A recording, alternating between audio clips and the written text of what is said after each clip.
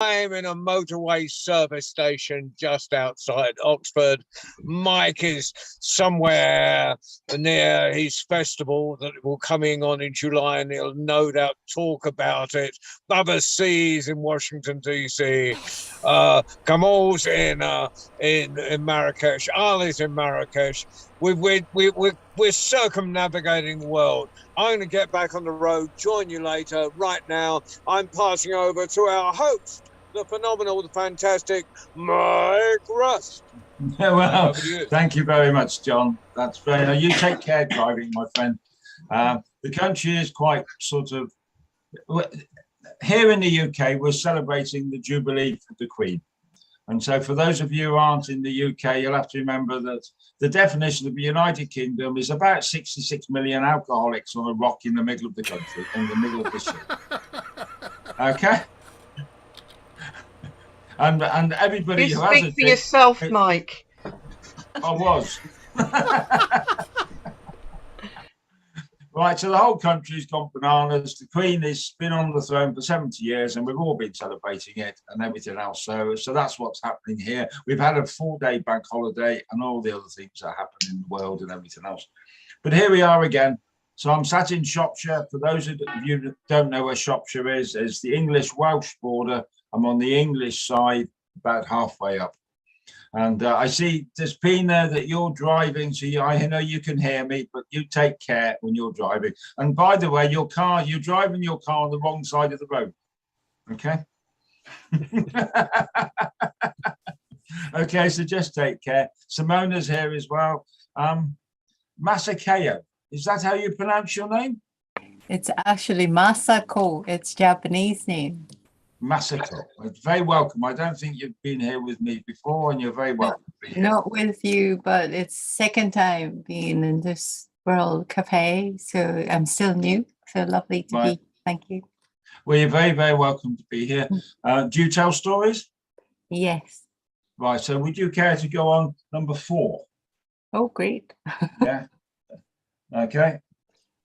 So the order at the moment is Kath, who I spoke to this morning. So she's been very busily working away, organising our festival again all morning. I think she's just having a quick break to sit down and tell a few stories before we start again Monday morning.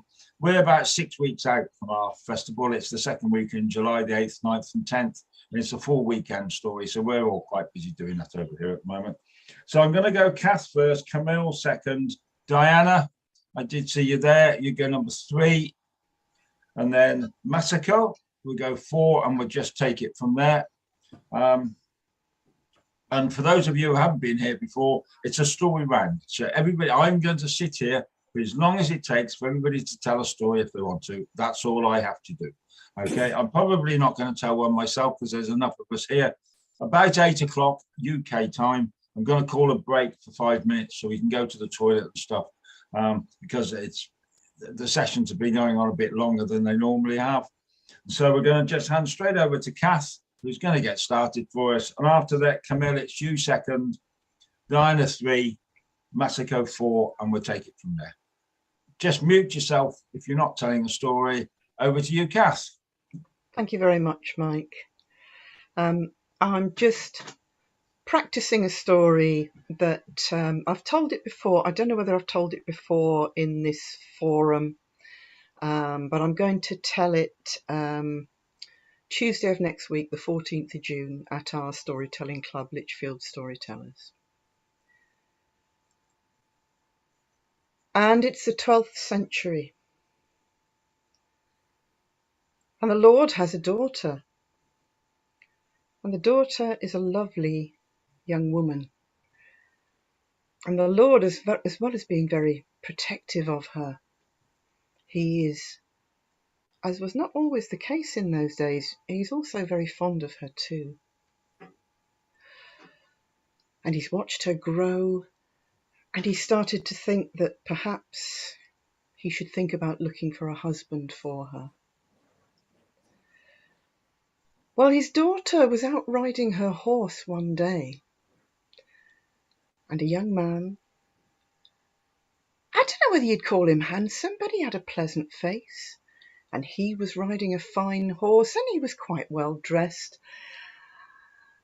And they met by accident, as these things often happen, and they fell to talking, and that conversation went on for so long, until suddenly the girl said, "I must go, my father will be wondering where I am," and she turned her horse and off she went.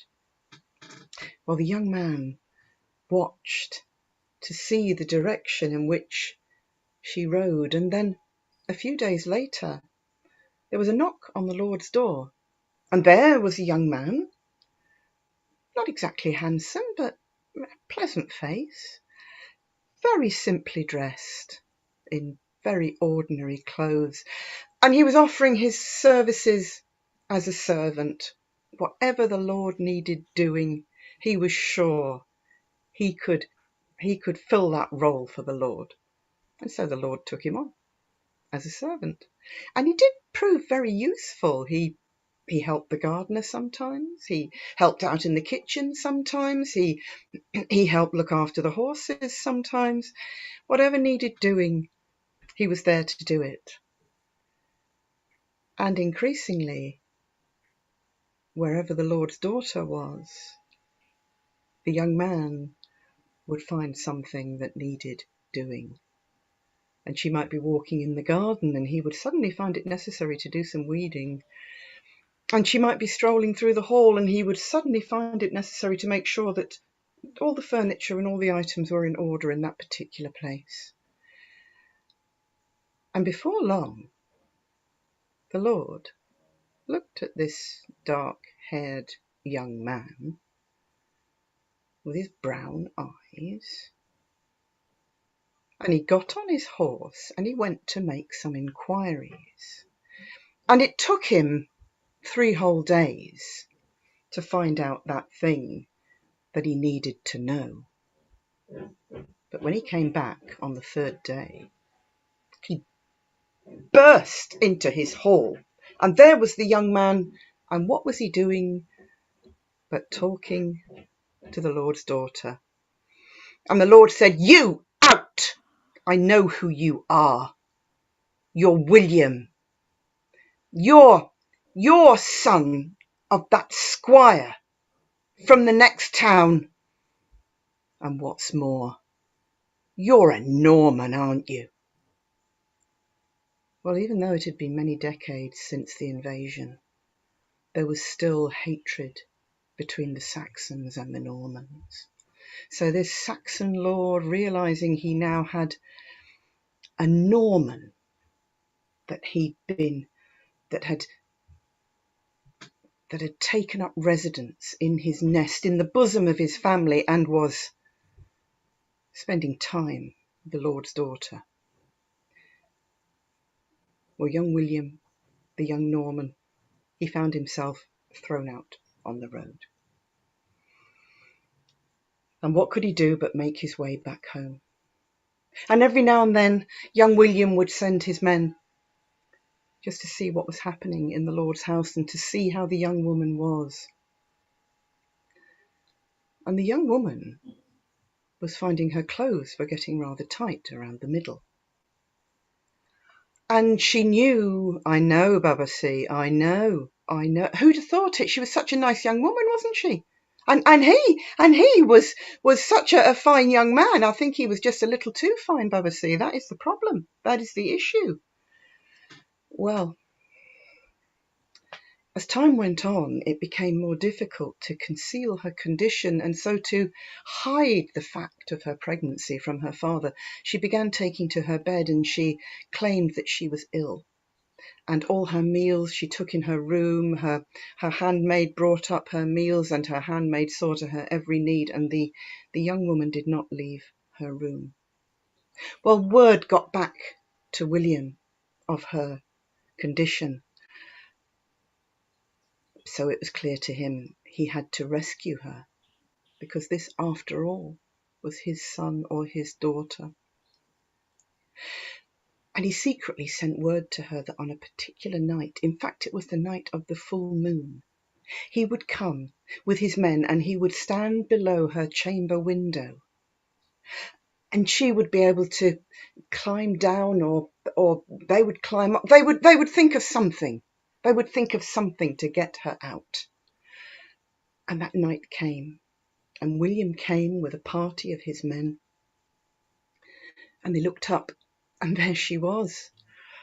And she opened the casement, and she climbed out onto the stone sill of the window.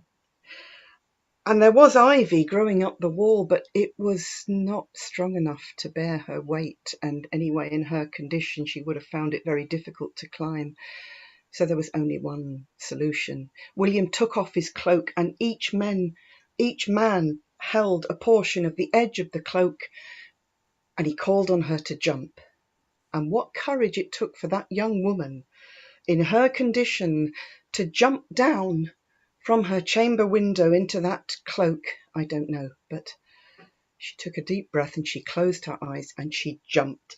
And they only just held on to the edge of the cloak. And she did hit the ground a little, but not as badly as she would have done without the cloak. And she clutched at her swollen belly. Well, William and his men, they picked her up, and between them they carried her into the woods. And she sat down with her back against a tree, and there her baby boy was born. But all this time, the Lord, in his hall, was wondering what was happening. And he called for his daughter's maid, and he said, "How is my daughter?" And the maid went very white, because she had already discovered her young mistress's absence, and she said nothing. So the Lord pushed past her, and he went upstairs, and he flung open his daughter's room, and her bed was empty, and the room was empty, and the casement, of course, was still open. And he turned to the maid, and he said, "Where is she gone?" And the maid just said, "I don't know." And the Lord could see in her face she was telling the truth, and he was not an unkind man, and so he let her off at that. But he did call his men, and he called them to be armed with bow and with sword, and he told them to mount their horses, and leading them, they rode out from the hall. And something told him, some instinct told him to take the path through the woods. And so he did, and he came upon William with his men. And the Lord said, "I might have known it was you." And he signalled to his men to dismount and draw their swords. Well, William stood in front of his young, shall we call her bride? And he drew his sword to defend her. And the Lord was going to tell his men to attack. And then he saw his daughter sitting with her back against the tree, the great oak tree, and he saw what was in her arms. And he told his men to put down their weapons. And he stepped forward, and he gently reached for the baby. He lifted the babe all in his arms, and kissed him tenderly, saying, "Though I would your father hang, your mother is dear to me."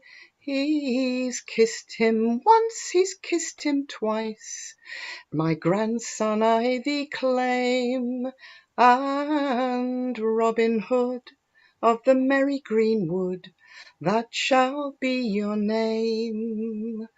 Robin Hood of the merry green wood, that shall be your name. Oh, Babasy, did you see that coming?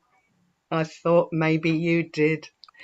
Because in this man, this baby, when he was grown, he brought together the Saxons and the Norman. He with a Saxon mother and a Norman father.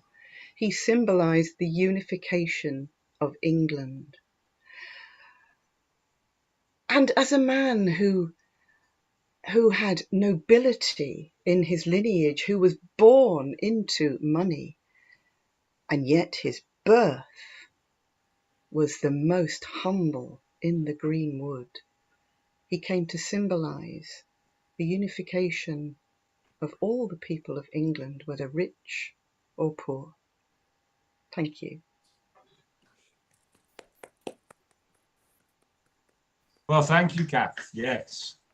I've got another one for you about that, Kath, actually, because I was talking to Simon Haywood, who's Dr. Simon Haywood is is a professor in folklore, and he knows a lot about Robin Hood, but he doesn't know much about his children, Robin Hood's children.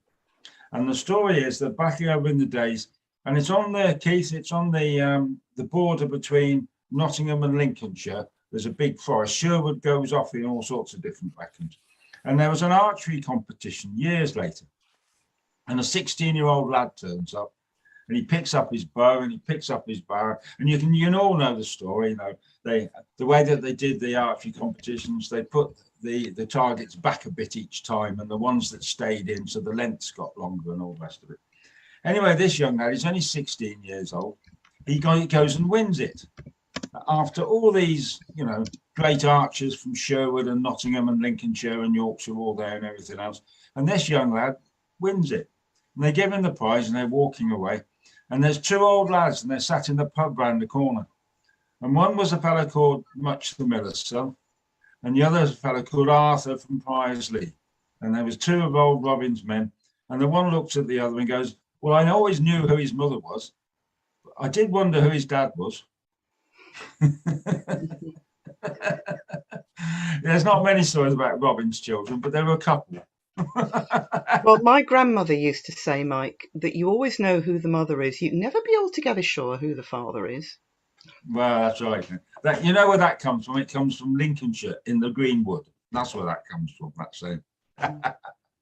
Right, I'm going to go over to Camille, who's in the World Storytelling Cafe in Marrakesh, who I'm planning to visit in November to do this, to be sat there live.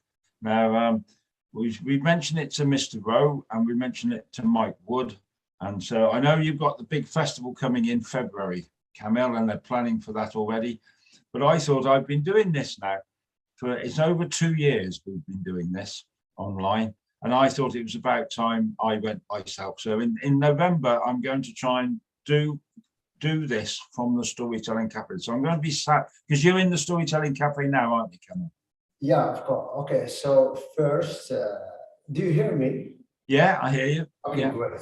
So first of all, I want to welcome you, all of you, to Marrakesh, the Regis City, which is the city of storytellers. It's a known city, which is known by storytellers and stories. So we are waiting the next edition of International Storytelling Festival.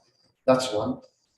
For today, I'm going to share with you a story. It's a wonderful story. It's an interesting story. That story had occurred, it's a real story, by the way, had occurred in the Middle East, especially in Iraq. In Iraq, in the capital, Baghdad, a well-known person, was known by his wisdom, by his knowledge. And a king from Turkey in Istanbul heard about that old man and decided one day to go there and to meet that old man. That's what occurred. And he went with his prime minister and met him and started talking about many stuffs. And at last, the king suggested the old man to share with him some piece of advice, at least 3. And the old man, with pleasure, accepted. And he said to the king, there are 3 wisdom, or they say the word 3 wisdom, or 3 advice. 2, they say word bad, negative aspect. and just one positive. The king started with the bad ones. So the bad ones, don't trust kings ever. And the king was utterly, completely surprised, astonished. What this man? May this man forget that I'm king. I said, don't trust kings ever, because kings, they don't trust anyone, just their palace, just their tiara, just their crown. All right, so please move on to the next one. The next one about don't trust kings and don't trust females, women. They look like viper snakes. We should to be a charming tale to tame them. Okay, maybe the old man, was betrayed by, his wife. Maybe there are some questions, and the prime minister and the king suggested the old man to move on to the best one, the flourishing one.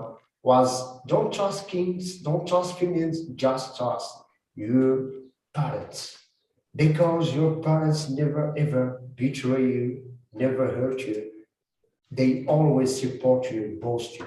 Okay, all right. So after that, the king and the prime minister decided to return back home to Istanbul. After that trip or journey, let's say both the prime minister and the king were discussing, arguing about what the old man said before. The king was disagreeing. That's normal. You know why? And the prime minister was agreeing. And the prime minister wanted to show to the king, to prove to him that all what the old man said is true. And days after days, months after months, he, had a plan to, a tricky plan. What was? Is in one day, he, went to his house to meet his wife and informed her, please, baby, please, my wife, grant me your necklace, all right? Grant me your necklace. What do you need it? Why you need it? No, don't worry. I need you just to burnish it, to add some pieces. That's it. Okay, here it is, take it.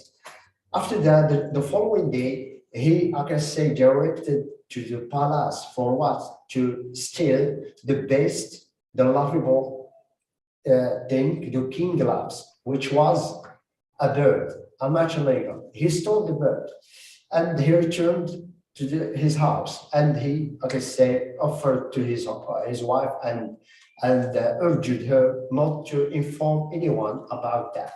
So after all that, the wife was hesitating, thinking about what the reasons lead her husband to did all this.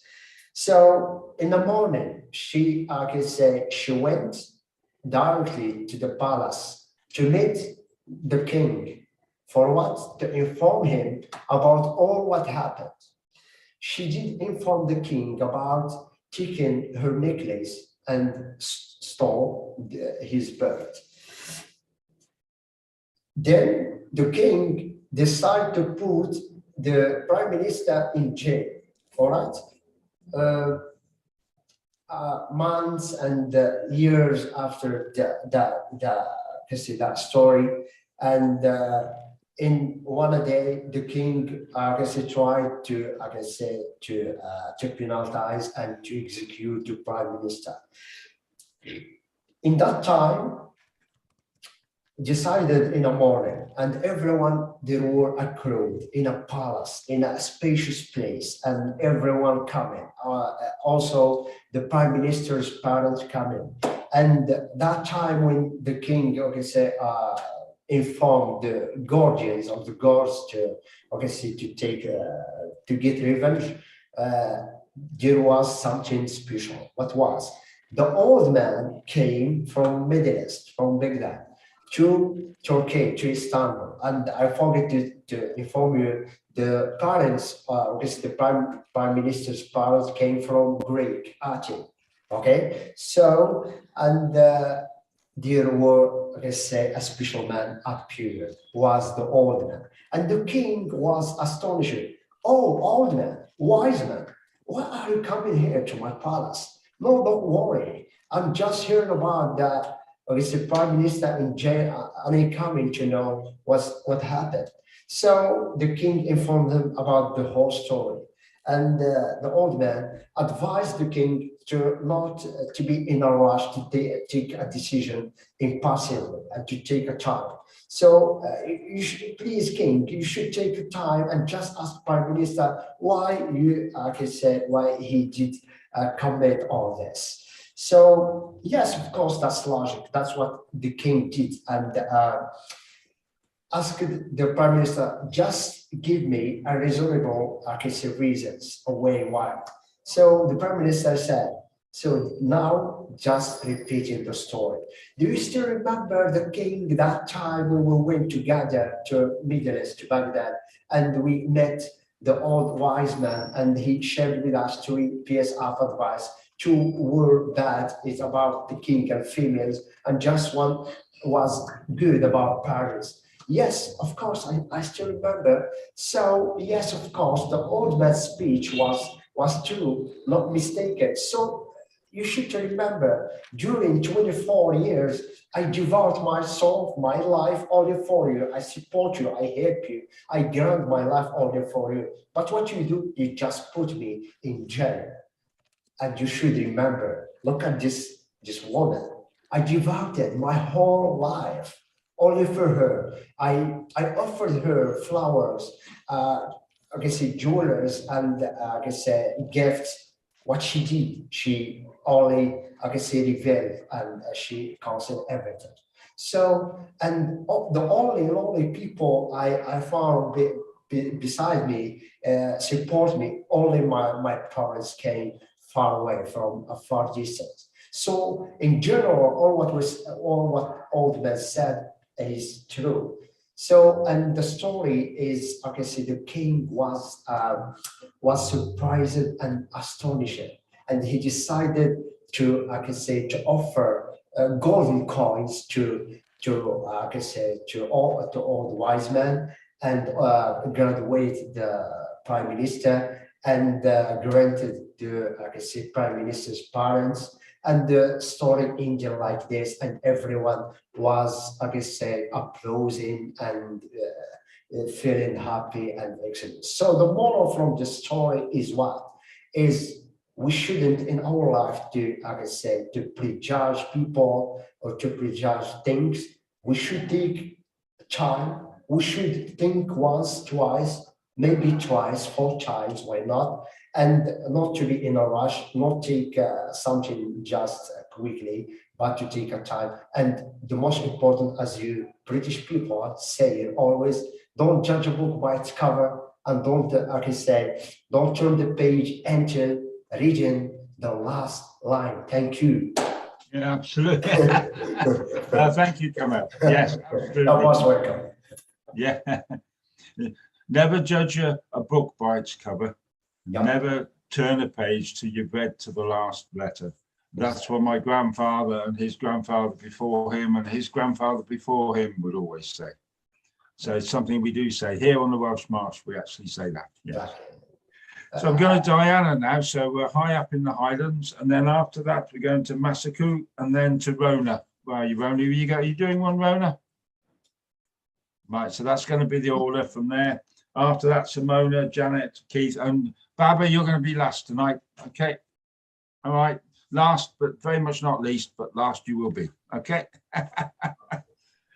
Right. So Diana from the Highlands, where they say all the women are beautiful, but inside and outside, from across the board. Every woman who's born in the Highlands is one of the most beautiful women in the whole of the world. Stanley Robinson used to say that very, very many times. He never told any lies, did he? Absolutely not. No, I can't. I've sat with him many times. I can't remember him telling one lie, Diana. Good. Anyway, thank you, Camille. That was very good, thought-provoking story. Thank you.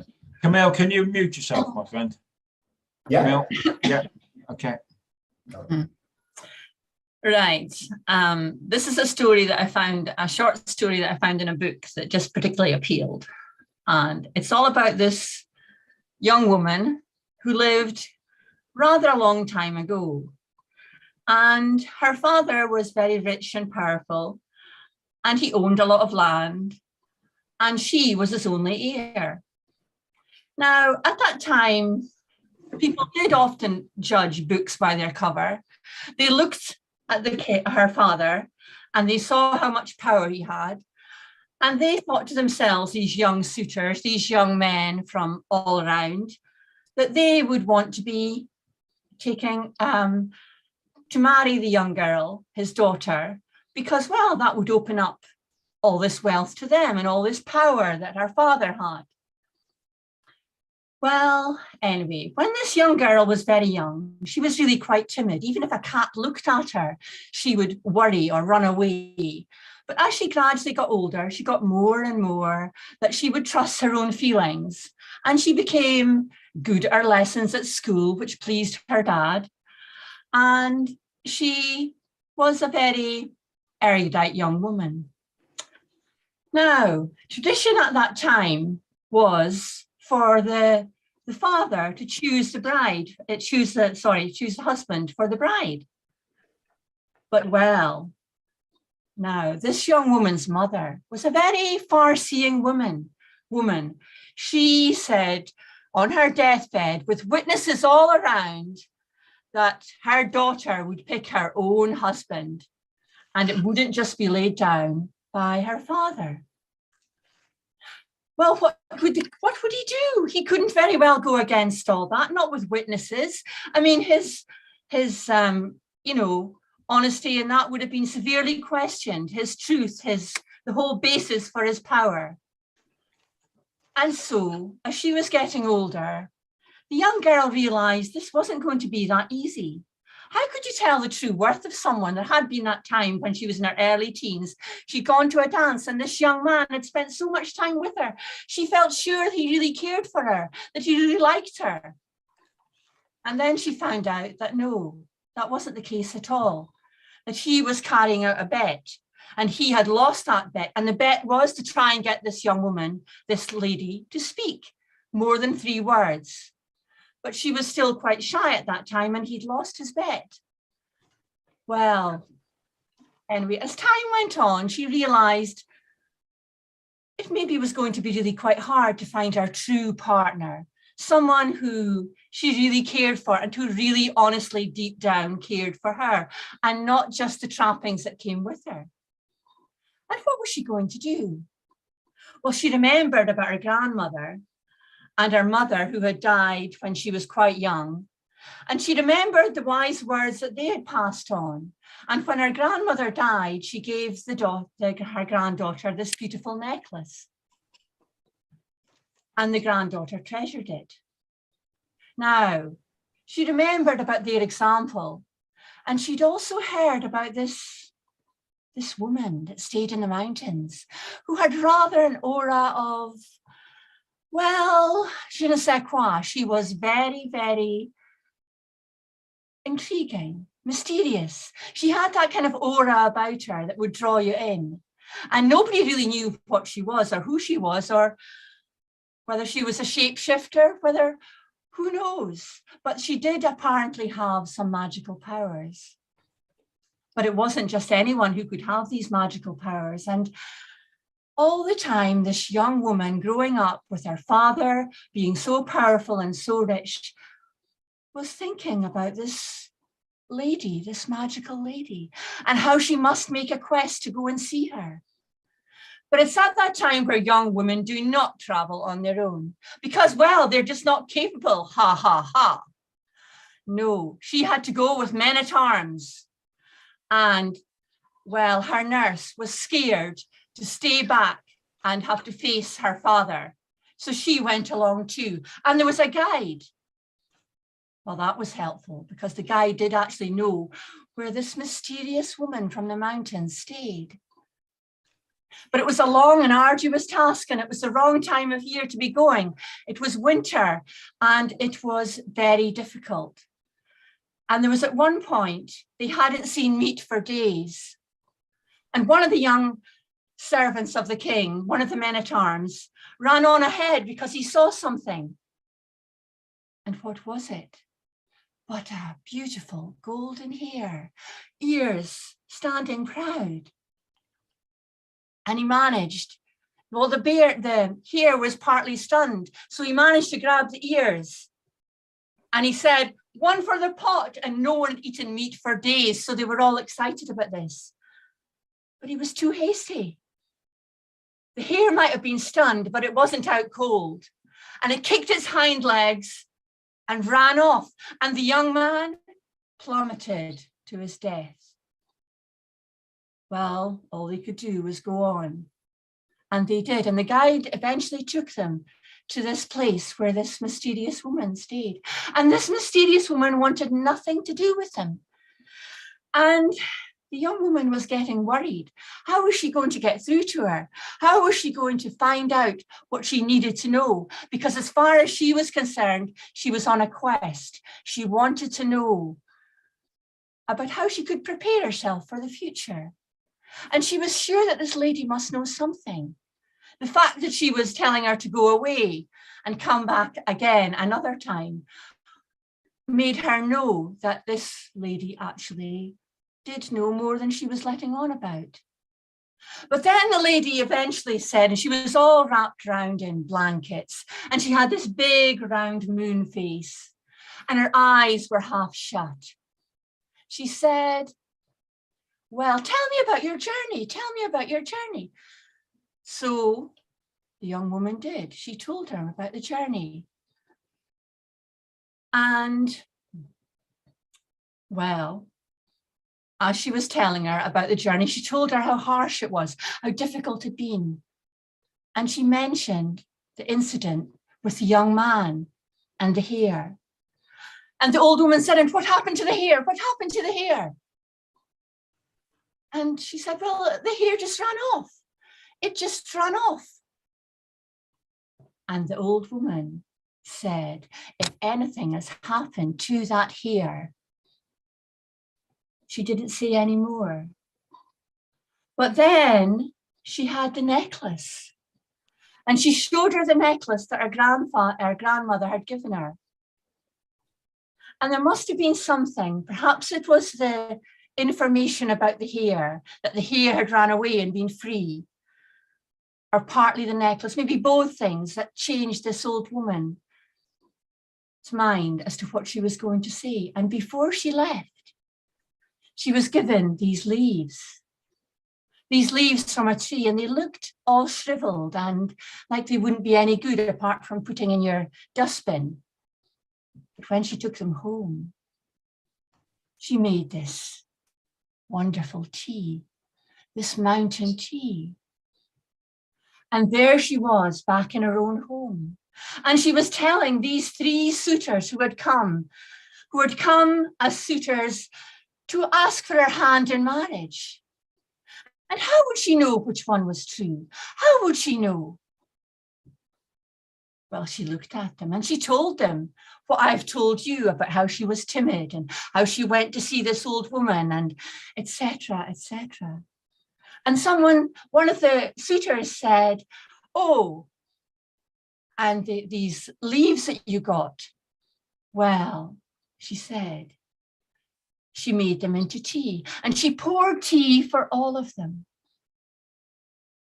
Well, these suitors were beginning to get a bit impatient. They'd come all this way and they hadn't actually seen the lady. Well, they didn't think they had, because the lady was very plain. And she had her hair up in a bun. And she wasn't wearing anything to make herself look extremely attractive. It was a dull grey-blue dress. And she was sitting in front of the fire, pouring tea and beckoning them to drink it. And they did. And they went on about the infusion of the tea. And they went on about how it smelt of the mountain air. And well,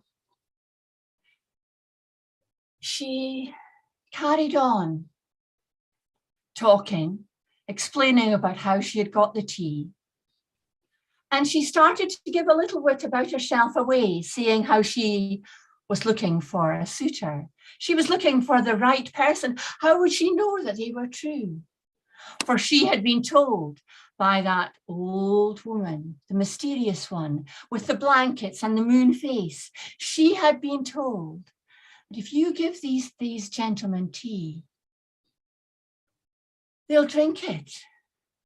And at the end, well, if they are true of mind and heart, they will still be a man at the end of it. But if they are not,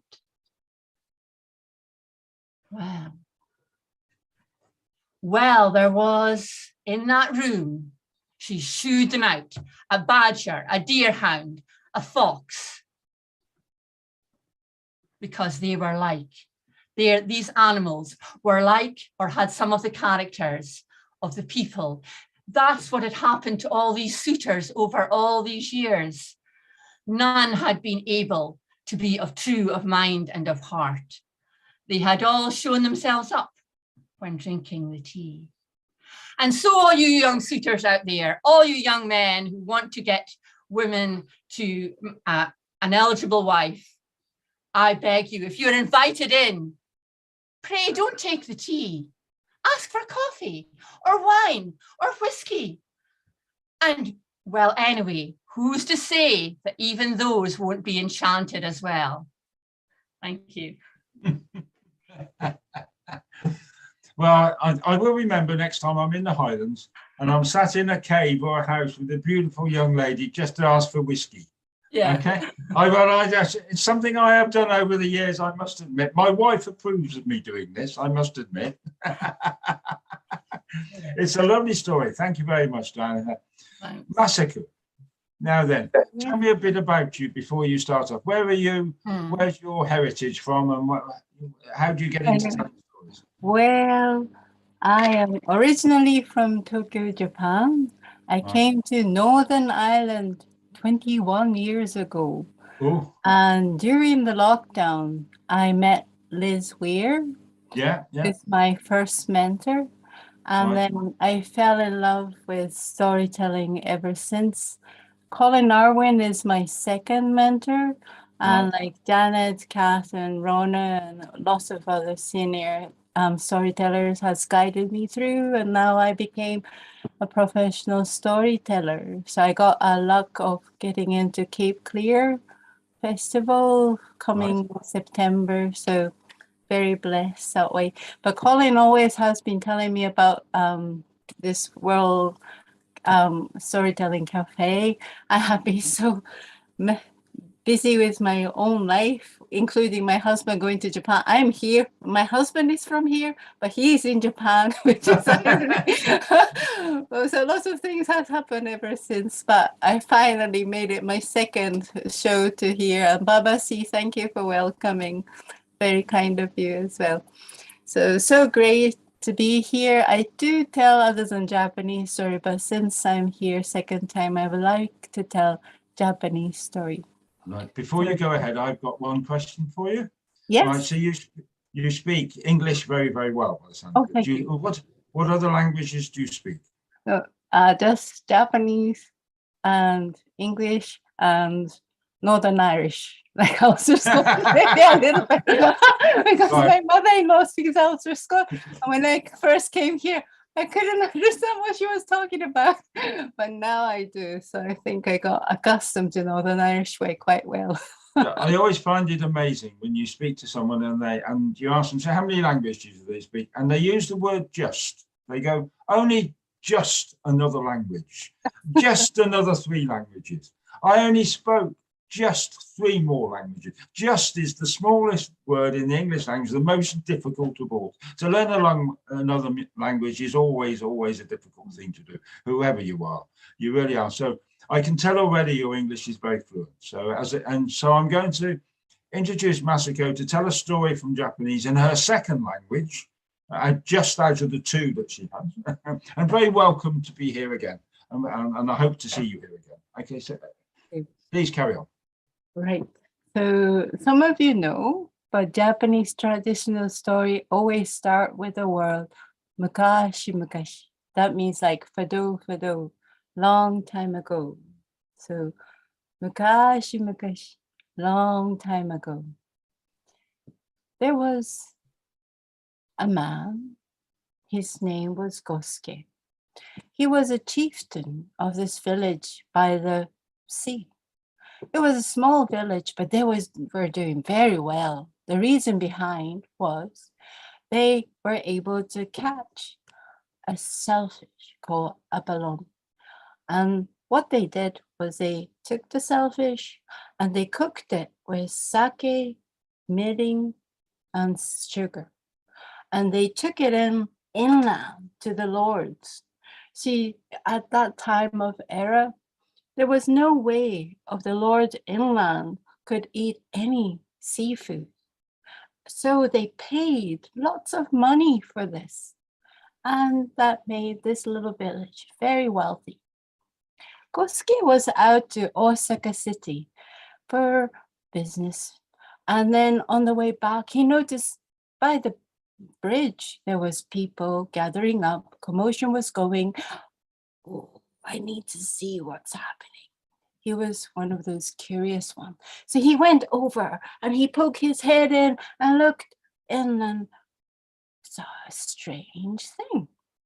It was a fish. It was about arm's length. A local fisherman was selling it. It had a body of the fish, but its head, it was human. Oh, Ninja, it's a mermaid. Oh. Now this Gosuke, he loved strange things. And he thought, oh, I need to have this. I need to have this. How much is this? Oh, it's 5 koban. That's 5 gold huge coins, which was extortionate price for a fish. But paid. And he paid it. And now it was his. He took it back home. As soon as he got back home, he wrote a letter to every man in the village. I am having a gathering. Come tonight. That night, the men of the village all came together. Now Gosuke lived in a huge house and he had this massive rooms and he opened up all the screen doors and on tatami mat, they were lined up of the tables full of food, drink. And in the center of it was this massive plate with pinkish raw fish. When people came in, Gosuke started, see that in the middle, that thing, that's mermaid meat. It's unusual. Have you heard that eating mermaid meat will give you eternal life? It's not amazing. Please try. And then the gathering started. People ate, drank, started to sing song, dance, but nobody went near that plate, including Gosuke. He was wary of it. And by the end of it, the whole plate was left as it was. He called his servant and said, put these sashimi into a box and give it to the guest as a souvenir. So outside Gosuke's house. What am I gonna do with this? I don't want to eat mermaid meat. Either am I. And then woman said, I know, why don't we dig a hole and bury it? Oh, good idea. And that's what they did. They dug a big hole and they threw the box in, feeling all better for it. Except for one person. Yosuke was still holding to his box. Gosuke-san has been so good to me. And throwing away the things that he gave it to me feels so simple. So he couldn't make the decision. So he took it back home. By the time he got home, everybody was asleep. He had a bit of drinking and he couldn't think too well. I'll just put it over here. And he put it on top of the cupboard in the kitchen and went to sleep, thinking that he will deal with it the next day. Next morning, Yosuke's daughter, Saki, was up early in the morning doing her normal chore, cleaning and cooking for everybody. And then, oh, a box she found. This must be a souvenir from last night. I wonder what's inside. As she opened it up, oh, this looks delicious. So she got a chopsticks and, this is good. Maybe just one more. Delicious. And then she kept on and on and on. She ended up eating them all. Later on, Yosuke woke up and I had a bit of too much drinking. He sat down and looked up. Huh? Where did the box go? And he looked around and he couldn't find it and called out for his mom. Has anyone seen the box up here? And came out Saki, apologetically. Father, I'm sorry. I was just going to taste it, but it was so good I couldn't stop myself. I ate them all up. I am so sorry. Now Saki was 17 years old, a beautiful girl with a kind heart, hardworking person. How could Yosuke get angry for this? Oh, that's all right, son. That's all right. Oh, thank you, Father. And she went back to work. But Yosuke looked behind her and was worried about her. After all, she did eat the mermaid meat. Now, because of Saki's personality and her beauty, she had lots of admirers. So Yosuke finally decided on one for her to get married. And she got married and was happy. After a few years, her husband was teased by the others. Look at your wife. Many years has passed, but she still hasn't changed. She's still so beautiful. You lucky you. Another years passed. Saki's father died, mother died, her siblings died, her husband died, but Saki still looked like 17 years old. And people talked about her. Oh, look at that girl. I made me. Saki decided to become a nun. And she traveled all around Japan. Maybe that's the reason why we have many mermaid stories all over. But as she worked, she helped the poor, she helped the sick, and she also helped building the bridges. Saki loved camellia trees. She also planted many of them along the way. And time passed, and 800 years has passed. And people called her Yaobikuni, which means 800 years nun. Finally, Saki came back to her home country. And she went to the local temple and met the abbot. And there she said, I would like to place myself in the cave. I will plant a camellia tree. When that camellia tree dies, I am dead too. And she went into the cave, and no one has seen her ever since. Now there is this cave, and outside of it, there is a mini shrine for Saki. And on the other side, there is a camellia tree that blossom beautifully to this day. Oh, lovely. Thank you very much. Well, you've got a real talent, but you've had some good mentors with Liz Weir and Colin, whom I both know. But I don't know if others will remember this name. Looking around my screen, Rona, you might. There was a storyteller called Roy Dyson, who was around. Kath obviously knows who he is. He was around. Roy Dyson is well old. He's so old. He's older than me. Okay, and I'm getting on a bit myself. But he used to. I don't know many Japanese stories, but he used to tell one about the crane that was painted on the wall that comes out and dances on the table and then goes back into the wall Oh, again. yes. That's Yes, actually Chinese story. Oh, is it? Yes. Right. Oh, right. Well, he told me it was a Japanese one. That's so how much that we know the difference between Japan and you've heard of this story. You know this story.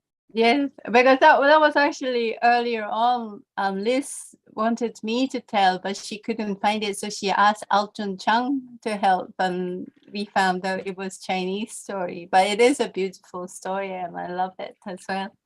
Oh, good. Well, I'm right. Like I said, I don't know many Chinese or Japanese stories. I actually thought it was Japanese myself. I may have been wrong. I'll talk to Roy because he's the one who would know. Yeah. I know. I think back in the day, I think he might have traveled to Japan for a while. Maybe some stories they overlap, or similar stories are told in different countries. It could be that only I don't know about it. Maybe there is a story of that in Japan, so maybe I can learn from Roy. Yeah, absolutely. The other thing is, while I'm just chatting for a minute, folks, we had a Japanese storyteller come to the festival years ago. The festivals it's now Kath is here, and I see Janet's here. She's part of the team as well. And it's called Get a Word in Edgeways. It's the festival we have here now. But years ago, we were involved in a different one, and we had a Japanese storyteller come to that. Really? Yeah, absolutely. What we did was we went to Japanese factories in the local town here, and they sponsored it. So they paid for the storyteller to come over from Japan. And in the week beforehand, the storyteller went to the factory and met Japanese people that were working here, but were from Japan. And they met their families and their children, and he told traditional Japanese stories dressed as a Japanese in the traditional dress. And I wonder if it's rakugo, because you see, this style of Western style storytelling does actually not exist in Japan as an occupation. It's very, we have kamishibai, which is 2D, but it's actually reading the stories, and reciting from story is popular, but storyteller as in speaking your word is not very unusual. It may happen in the countryside with local people telling, but it's not like anything like here. So I would be very interested to hear other Japanese storytellers, because they're a really rare species, if you like, because it doesn't exist in our country. Right. Well, you're going to have to let me put my thinking cap on and get my memories working, because he had 2 apprentices with him. Oh. And one was I'm going to say a little girl. She wasn't in chronological orders that young, but she only weighed about 7 stone. I could sort of pick her up with one hand. She was tiny. She really was ever so small. She had a huge personality. She was very clever and she was very beautiful. Just physically, she was very small. And a big American who had been brought up in America and spoke in English in the American way, but his ancestors had come from Japan before. Right. And the 2 of them were following this chap around, and they came to the festival. They stayed here for about a week or so. It's about 25 years ago now. Wow. Okay. That's amazing. Yeah. And because I remember Roy was very keen, and I can remember I was, Kath and Janet will understand. I was rushing around organising the festival. I didn't get a chance to talk to him, but Roy, I saw them once or twice, sat there together. I'll get hold of Roy and see if if he's still in contact. Yeah, that would be amazing. I'm not promising anything. No, it's that's okay, it's interesting enough to hear about it. Yeah. Mike. Right, and there'll be others who will remember more. So I'm going to have to move on, Masako. It's very, very welcome for you to come here, and I hope you'll come and visit with us again. Okay. Thank you. So Rona. Hey, Mike. Yeah. I just wanted to make sure you can hear me. For some reason, I got thrown off, and I'm back, but it won't let me use my video, but I'm still here. Right, I can, yes. Yeah, you're a blank screen. I can just hear the ghostly voice. It might be an idea for you to turn everything off and turn it back on again. I will try. You know, I did that, but I will do it again. I'll be back. Someone please let me back in the room. Right, okay. Camille's watching as well, so we'll keep an eye on you. Don't take it personally. It's technology. It's Oh, not us. I don't even take me personally. Right, we're going to go to Rona. Rona, how are you feeling, pet? Here we go. So how are you feeling? Aye, Grant. Yes. Right. Thank Good, you. good. So Rona's going to do a story, then I'm going to call a break for 5 minutes, and then we get a chance to, you know, relieve yourselves and get yourselves a drink and everything else, and then we'll carry on. I say this all the time. I'm going to sit here until everybody's told a story who wants to tell a story. I'm not doing anything else. So just don't think there's any rush here at all. Okay. Rona, over to you. Thank you. The young woman, the young woman was, she was always in the market. It was just, no matter what day you went or what time you went to the market, it wasn't just a market, it was a souk. So it was an incredible market with hundreds of stalls and hundreds of people gathering there every day. And she seemed to know just about everybody, because all she did was spend her time speaking to people at the market and asking them, do you know when he will come? When will my knight in shining armor arrive? When will the love of my life come for me? And people would just say, oh, it will happen. You know, you're young and you're beautiful and you're kind, it will happen. But one day she spoke to the fortune teller at the far end of the souk. And the fortune teller said, no, your knight in shining armor is not coming for you. Not yet. And she said, why not? Because when your knight in shining armor comes to you, he will bring love. And you have no room for love. What do you mean? Well, you tell me your heart is pure. She said, yes, I've shown you my heart. And she did again. She opened her blouse and she exposed her skin, and you could see through her skin this perfect heart, not a blemish. And the fortune teller said, that's the problem. If somebody wanted to give you love, where would they put it? There's nowhere for it to go. For you to get love, you have to give it first. Let me show you my heart. And the fortune teller exposed her heart, and it was grotesque to look at, quite honestly. It was battered and bruised and cut and torn, and there was bits stuck here and bits sticking out there. And the young girl was appalled. She went, oh no, that's dreadful. I don't want that to happen to my heart.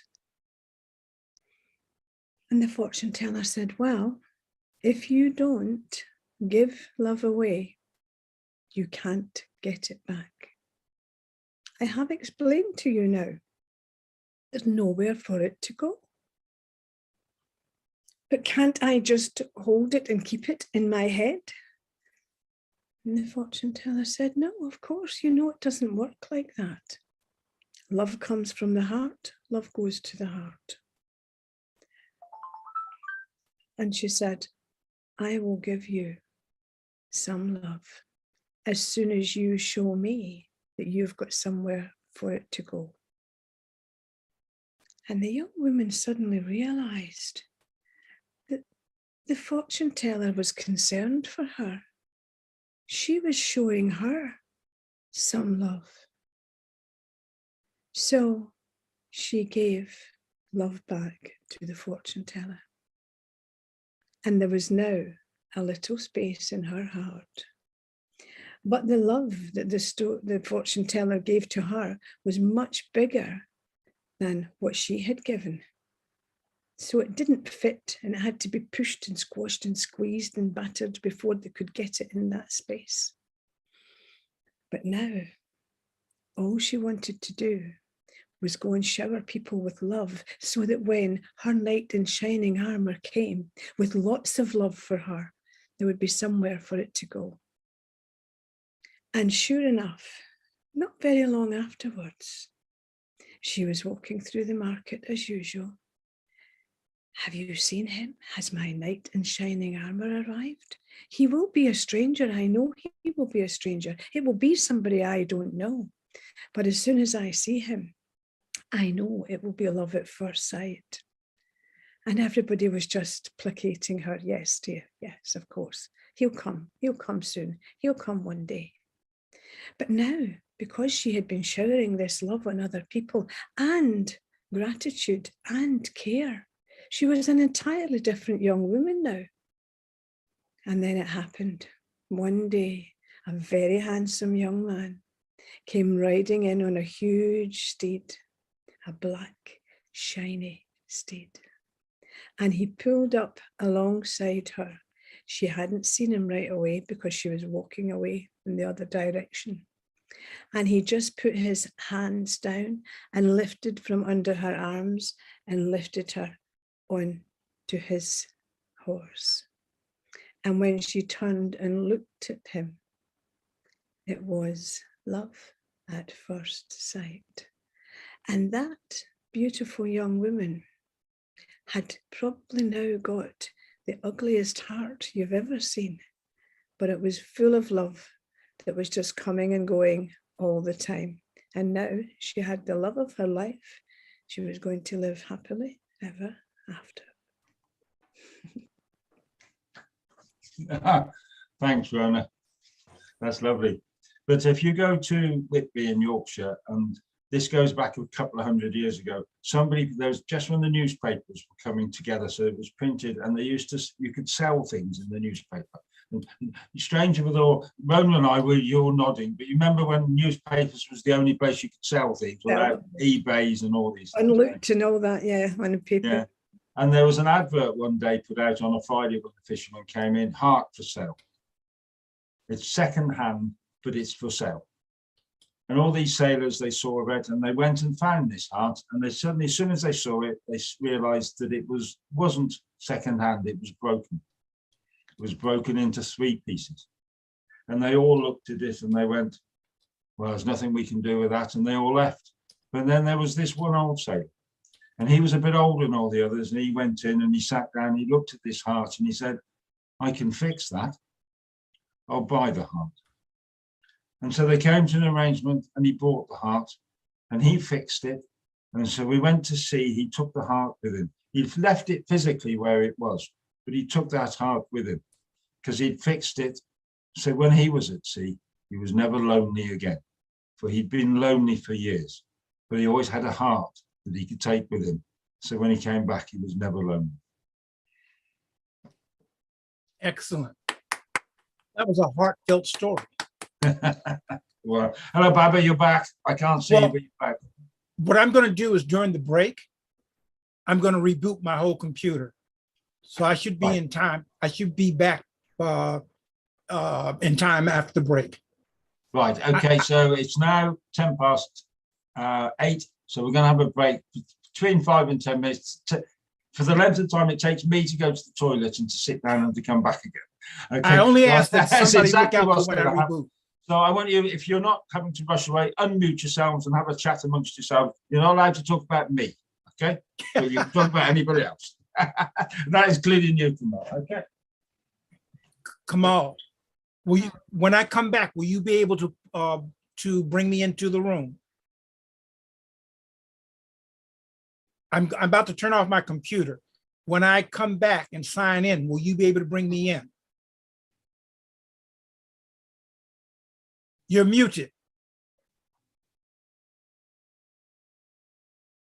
I can't hear you. Do you hear me now? Yes. So Okay. when I sign out, I'm about Yeah. to turn off my computer. It's going to take a couple of minutes for me to come back in. But when I come back in, will you be able to admit me? Because I only see your name up as host. Or what shall I do now? Say again. What shall I do now? Oh, I think what you can do, hold on a moment, let me look. Kamal, when Babasi tries to come back in, you'll see a sign at the top of your Yeah, screen yeah, that says okay. admit. You just All right. click on that. Yeah. Thanks, love. Thank you. And thank you, Kamal. I'm going to try one last thing and then, nope. Oh, wait, I'm there. Hey. Now, I need some wisdom. Should I leave this alone or reboot to make sure that everything is okay? No, no, if it works, do not touch. I agree. This is expert advice. Yeah. So don't touch. No. Okay. So are we good to talk about Mike now that he's away? Yeah, that's a good idea. I thought that was quite funny when he said, don't talk about me. I'd be very disappointed if I left the room and nobody talked about me. I'd be really upset. Another way of looking at it, Rona. Yeah. Right. So I'm back in. I'm nervous though. Because We're all friends here. We're all friends. yeah, well, no, I'm just nervous about why I keep getting booted off. And it's something on this side. We have a service called Verizon. And sometimes they are, well, if you can't say something good about something, say nothing at all. So I have nothing to say about them. Say, Baba, has the weather got any better? Our weather is still like Congress. Okay. So you never, well, actually it has gotten a little bit better. Where I am, the AC is still out, but I was finally able to get a window open and I have like 5 fans blowing, not in this room, to cool off the other room, because one night it got up to 98 degrees in the room where I was. And that's not good. I do not understand American degrees, but I gather that must be hot. It's hot. It is very, very hot. Because I don't understand Celsius. They've been trying to teach us Celsius and Kelvin and all those other things. Americans, oh, is Masiko still here? Yes. Oh, she's gone. I just want, yeah, I just want to see. I'm telling you, I'm still having challenges. Oh, she is. Oh, there you are. So you speak English? Well, yeah. They tell me I don't speak English. I speak American. But you speak English, Japanese, and Northern Irish. Does that count as a language? Yeah. So they've heard this joke, but I'm gonna share it with you anyhow. Because I think people that speak more than one language are very, very good people, and it also keeps the brain alert. So there's no joke. It says, what do you call someone that speaks 3 or more languages? You call them polylingual. What do you call someone who speaks 2 languages? You call them bilingual. What do you call someone who speaks 1 language? American. That's not fair. That's not fair. No, but According to what Mike said, you should call them British as well. oh, oh, That's not me, that's Mike's words. There's revolutionary statements, but anyhow, no. You're getting revolutionary, Despina. I shouldn't. It's the Jubilee. I shouldn't be. It's Well, the we have Jubilee. something- Yes. The world is split. For those African that don't Americans know, have a celebration coming up in June called Juneteenth. And about a year and a half after the Civil War had ended, that was supposed to end slavery, there were still enclaves where slavery was abundant. And Congress sent in a federal militia to go into those places. I think somewhere in Texas, somewhere in Tennessee. And they went in and they told the so-called masters that these people are free. And they told the slaves, you're free. But they told them, we think it would be wise for you to stay here and work for your former master. So they had to pay them, but anyhow, the last slaves weren't officially set free until about a year and a half after the Civil War ended.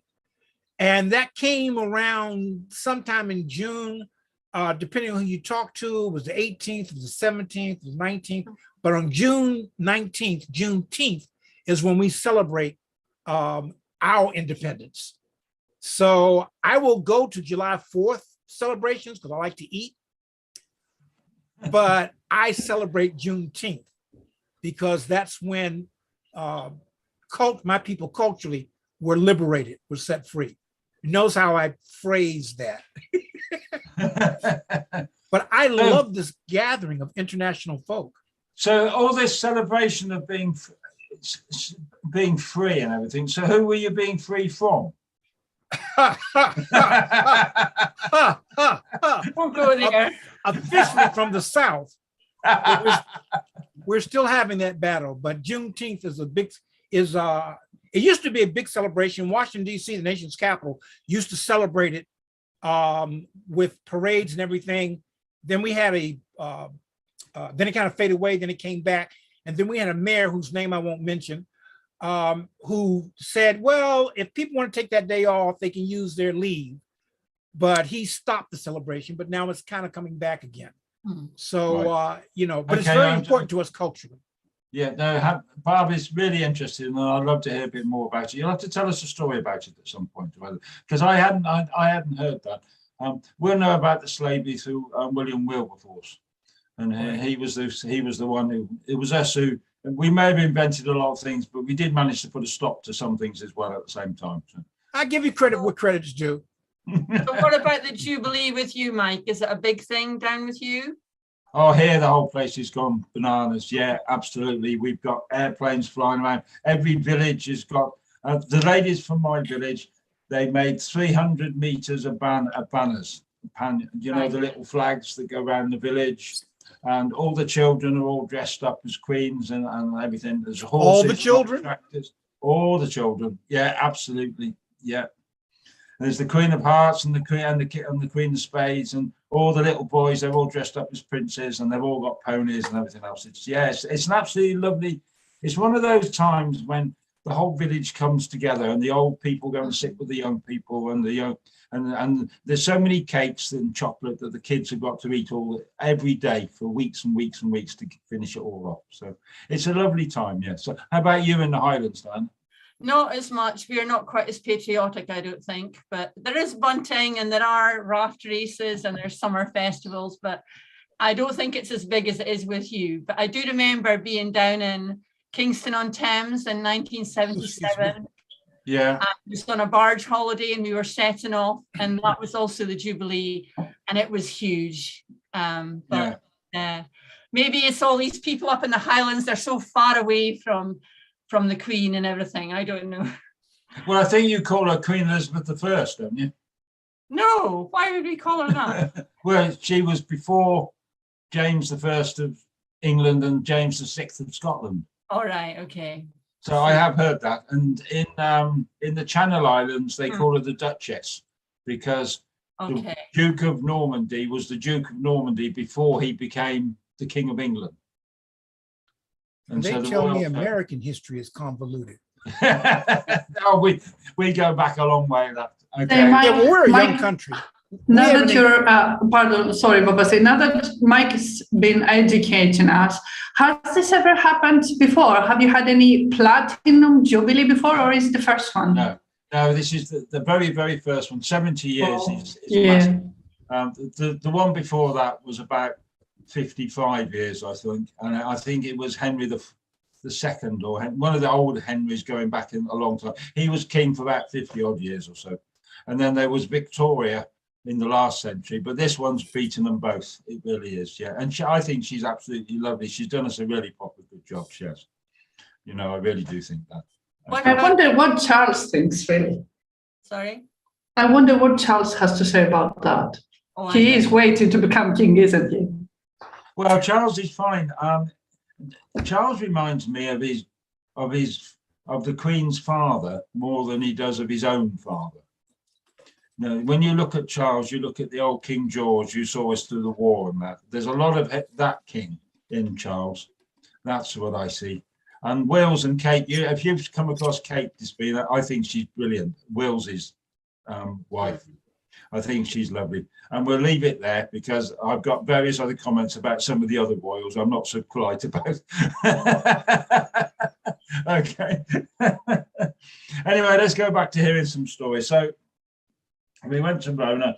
Right, so Baba, while you're here, why don't you go next in case something goes wrong? All right. So we'll go Baba, then we'll go Simona, Despina, Janet, Keith, and that will finish it. Okay, so is that everybody? I think Janet's there, yes. Right, so we're going to go Baba, Simona, Despina, and Janet. Okay. All Baba, right. over to you. I'm going to do an abbreviated version of my opening. All right. So from Marrakesh to Washington, D.C., I am the Baba they call C. From Africa to the American South, a magical word flows from my mouth. Oh, while the sun and the moon, they live in the sky. The signifying monkey got caught in his lies. Anansi's lazy, but the spider's not crazy. When history gets hazy, I don't let it phase me. I'm the grill, the shade, the jolly, to tell the stories, the big and the small. I tell it all. Some of them try to grill, but they can't grill like this. Some of them try to grill, but they can't. Because I'm the Baba the Baba the Baba the Baba the Baba the Baba C. The Baba the Baba the Baba the Baba the Baba the Baba C. The Baba the Baba the Baba the Baba the Baba the Baba C. The Baba the Baba the Baba the Baba the Baba the Baba C. And now it's time for a story. I said it was going to be abbreviated. So, Mike, did you catch the slight difference? All right. So, Keith, this story may or may not have been one of the stories I'm going to tell. I'm two real quickie, and then I'm going to tell a story. One of them may or may not have been inspired by you. All right. But first, Friday, I was telling stories for children. And as far as I'm concerned, we're all somebody's child. So I was feeling kind of silly Friday, and someone says, so you were feeling your usual self. Well, I was feeling sillier than usual. So I wrote something called Befuddled. Okay, and it's real quick. It says, let me tell you a story that's never been told, except for the last time it was. A story so old it can only be new, filled with lies and maybe a fact or two. This story takes place in a near away land where mountains were molehills and valleys stood tall and deserts were wet. The oceans were so dry that rivers and streams wept, while babbling brooks had nothing to say, speaking not a word till this very day. The story I'm about to tell is true, or so they say, except for the lies told along the way. It has no beginning, no middle, and no end. And with that, let the story begin, the end. And if you're wondering what kind of story this is, caught between fantasy and fiction, it's sheer nonsense. That's Befuddled. And now, for our main attraction. This story is a work in progress, and currently the working title is A Flutter of Butter. In a time when time was not yet time, where the four winds were one, existence was still young. Animals were all seeking their voices, shapes, and colors. Most neither knew if they were hunters or prey. The trees, flowers, and weeds were struggling to make more trees, flowers, and weeds. Now, there were two little strange creatures still finding their way, but this tale is only about one of them. The other creature is a story for another day. Some call these creatures booters, but language was still young, so butters was easier to say. Now, the butters had one job, just one job. And that job was to collect the nectar and sprinkle the land with the seeds and pollens of trees, flowers, and weeds. Hard work for such frail creatures that could barely stand or walk. They couldn't walk very far or long. Yes, the butters were as busy as bees. No, wait a minute, that's not right. There were no bees yet. Sometimes I get the stories confused. It bees that way sometimes. Despite the butter's best efforts, seeds and pollens were stacking up with nowhere to go. Seeds and pollens were rotting and smelling up the earth. One day, the butters heard the four winds arguing. We should go this way. No, we should go that way. I don't want to go that way. I want to get away from the three of you. Excuse me, brothers Wind? Who said that? Did someone say something? It's me down here. Oh, we didn't see you. You're so small and so small. What are you? I'm a butter. Aren't you one of those creatures that's supposed to be helping the trees, flowers, and weeds? Yes. Well, what could a small, frail creature like you have to say to us? And why should we listen to you? You have one job and you cannot do it. The whole garden stinks of rotten seeds and pollen gone bad and sour nectar. Well, the garden is very big and it's growing bigger every moment. Tell us something we don't know, yelled one of the brothers. Butterflutters are so small, we can only walk so far. Well, what you say rings true. What's a ring? That's a whole nother story. Oh. Didn't you say you had a suggestion? Yes, I did. Then out with it. What are your names? We're the Brothers Wind. But don't you have separate names? I am South Wind. I am West Wind. I am North Wind. Huh, I'm the best wind of them all. I'm the East Wind, says you.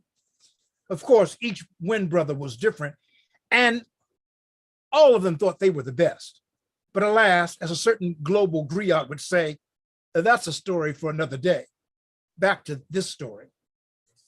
We're still waiting on the Butter's suggestion. Yes, out with it. Well, if you like my suggestion, maybe you could do the Butter family a small favor in return. What is your suggestion? Well, instead of staying in the garden arguing, why don't each of you create a direction, name it after yourself, and go see what you can see? The Wind brothers looked at the Butter for an eternity of seconds. Splendid idea. What a great suggestion. I agree, it's time to blow this place. Time to explore the four corners of this very round world. Then we agree. Now, what can we do for you, little Butter, and for your family? Well, though we're flutters of butter, our legs are not made for walking. It takes so long that even a kaleidoscope of butter to walk to all the trees, flowers, and weeds, gather their seeds and nectar and pollen, and then spread them about. It's just too much. We can't walk that far. We get tired before we've even begun. Maybe you could help the flutters of butter do our jobs faster. It's done. No longer will Butter flutters have to walk. The Brothers Wind will have your backs.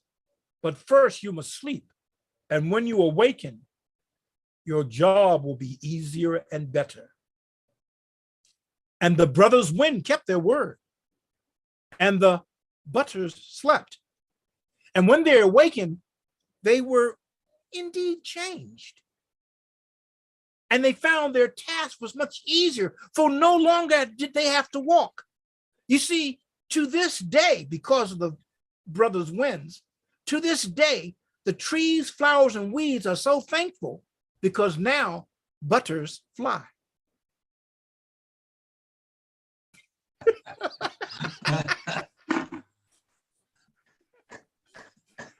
And another day, I have to tell you a story about how butterflies came into being.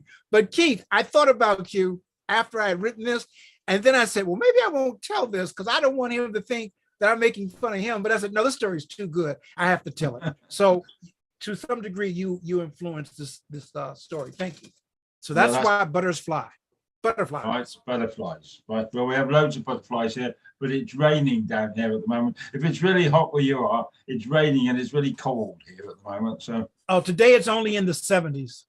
Oh dear. So that's good for us. Well, we had a test match, which is when they're playing cricket. So if they start playing cricket, it always rains.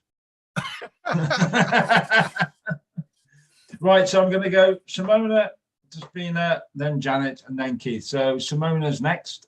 So Simona from Italy. Hello, sorry, my computer just Panic.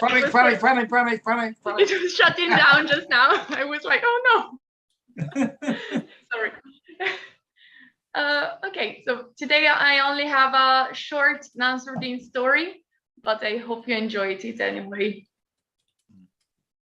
One day, Nasruddin was invited to a party by a rich and very important man in his town. But that day, Nasruddin went to the fields and he worked hard and hard and hard. And when he realized that it was time to go to the party, he didn't have time to go home and change into his clothes. So he went to the party with his work clothes. And his work clothes were dirty. They were dusty. And most of all, Nasruddin stinked. Oh, it was disgusting. When he went inside the house, nobody wanted to speak to him. They just looked at him suspiciously. Oh, look at Nasruddin. Oh, he stinks. That's terrible. And whenever Nasruddin tried to speak to somebody, nobody wanted to speak to him. Whenever he tried to grab something to eat and drink, somebody would get in his way. I think I know what's going on here, he thought. And so, without saying a word to anybody, he went back home. He took his work clothes off. He washed himself. He perfumed himself. And then he wore the most magnificent coat he owned. It was a coat with golden embroidery and with long sleeves that were furred. And like this, he went back to the party. And when he entered the house, everybody wanted to speak to him. Oh, Nasruddin, come here. How was your day? Everybody wanted him to sit next to them. Oh, Nasruddin, come. There's a free space here. And everybody offered him food. And so Nasruddin spoke to the other guests and ate delicious food. And he was just trying to reach a rib when his long sleeve fell into the soup. Everybody looked at him and tried not to laugh, but oh God, look at Nasruddin. Oh, look, his sleeve is in the soup. Oh, that's so funny. And everybody laughed at him. Nasruddin looked around the room and with a solemn air, he said, "Oh, sleeve, my sleeve, eat, because it was you who was invited to this party and not me."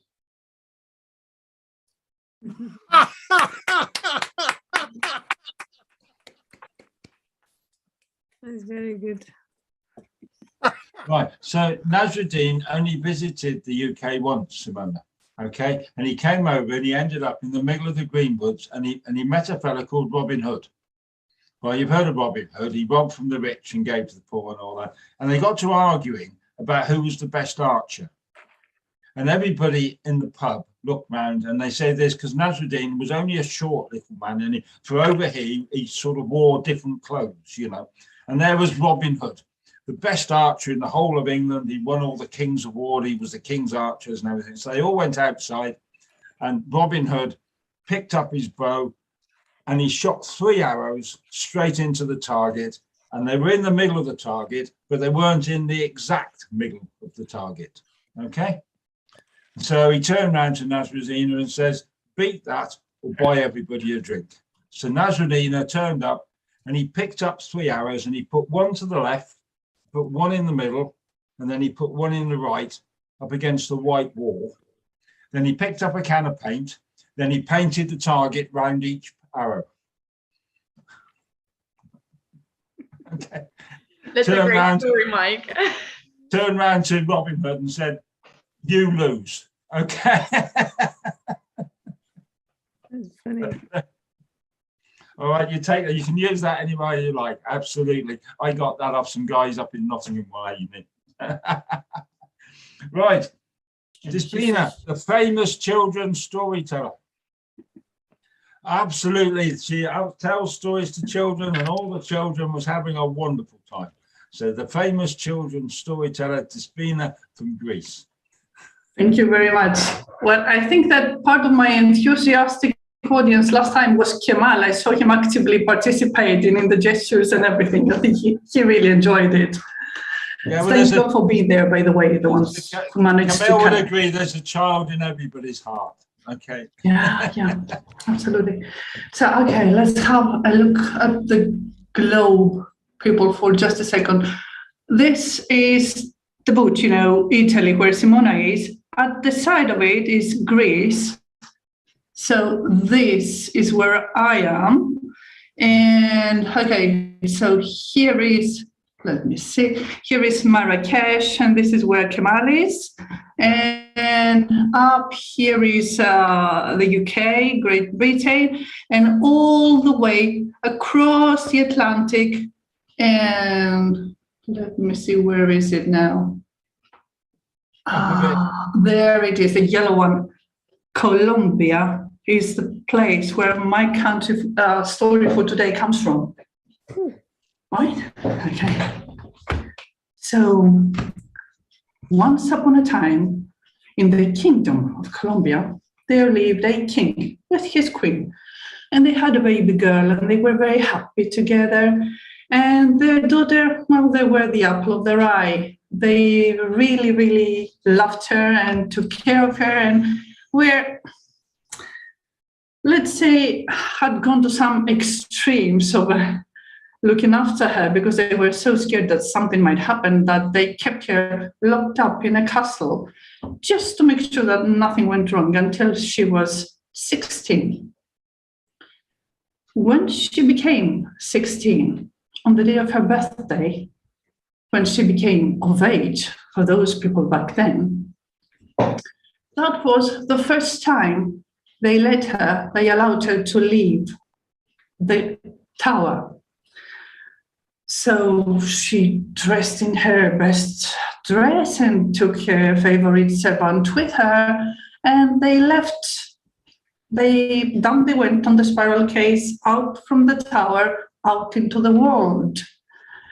So they went this way and they went that way, and the girl was seeing things for the first time, because up until that moment, the only view of the world she had was from the window of her tower.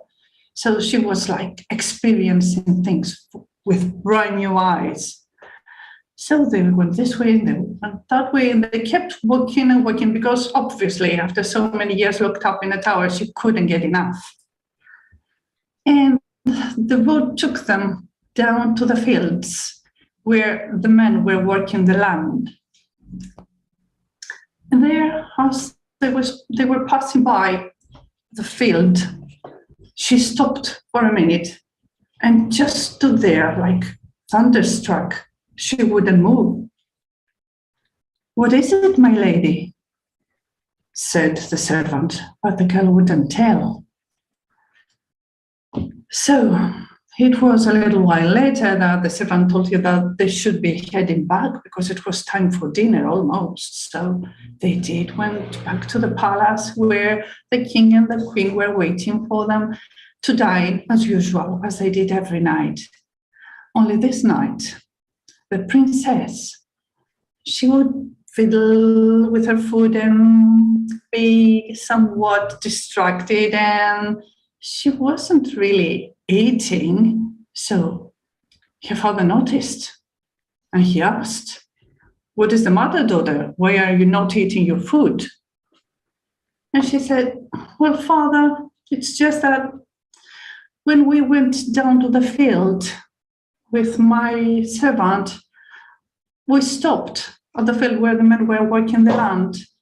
And there I saw him, father. I saw the man." "The man?" asked the king. "What man?" "Well, there was this man in the middle of the field. His face and his beard and his smile and his eyes. I just saw him, father, and I can't stop thinking about him." No, the king said nothing. What thoughts passed his mind, we do not know. But what we do know is that he called his guards and whispered some orders to them. And the guards took off and they went to the field, and they did exactly what the king had asked them. Soon, they were back in the palace carrying a bag with them. So they took the bag to the king, and the king went to his daughter, who was still sitting on the table, still not eating. And he said, "Here, daughter, take what you asked. This is what you longed for." And the girl opened up the sack, and in it was the severed head of the man she had seen.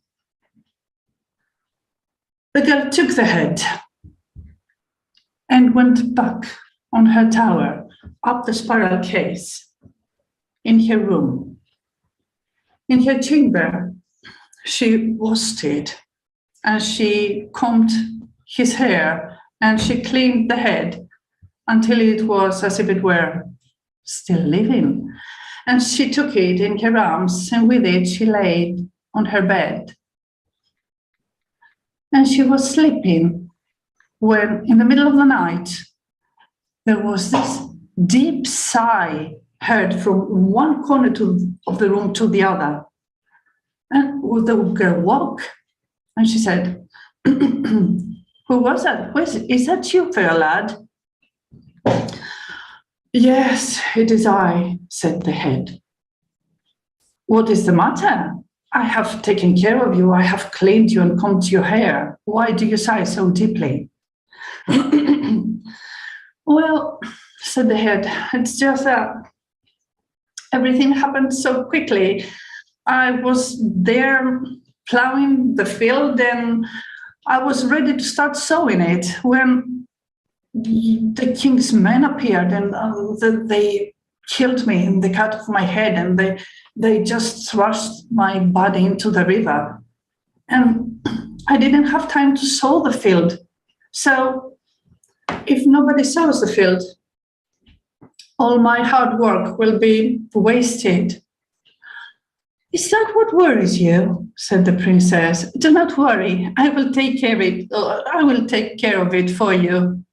So next day in the morning, she took her most trusting servant, and they went down to the field. Well, she did take care that the king wouldn't take notice. She put those rubber boots on so that she wouldn't destroy her shoes when she returned to the palace. And with her servant, they went down to the field, and they started sowing the field. And it was hard labor. It took them all day. And when the sun started to set on the horizon, they were finally done, and they returned to the palace.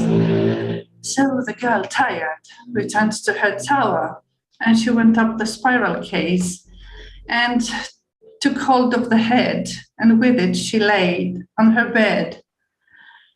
Now, she was fast asleep when in the middle of the night, she heard this deep sigh coming from one corner of the room to the other. And she woke up and said, "What is it now, fair lad? I have sown your field. Do not worry, it has been taken care of."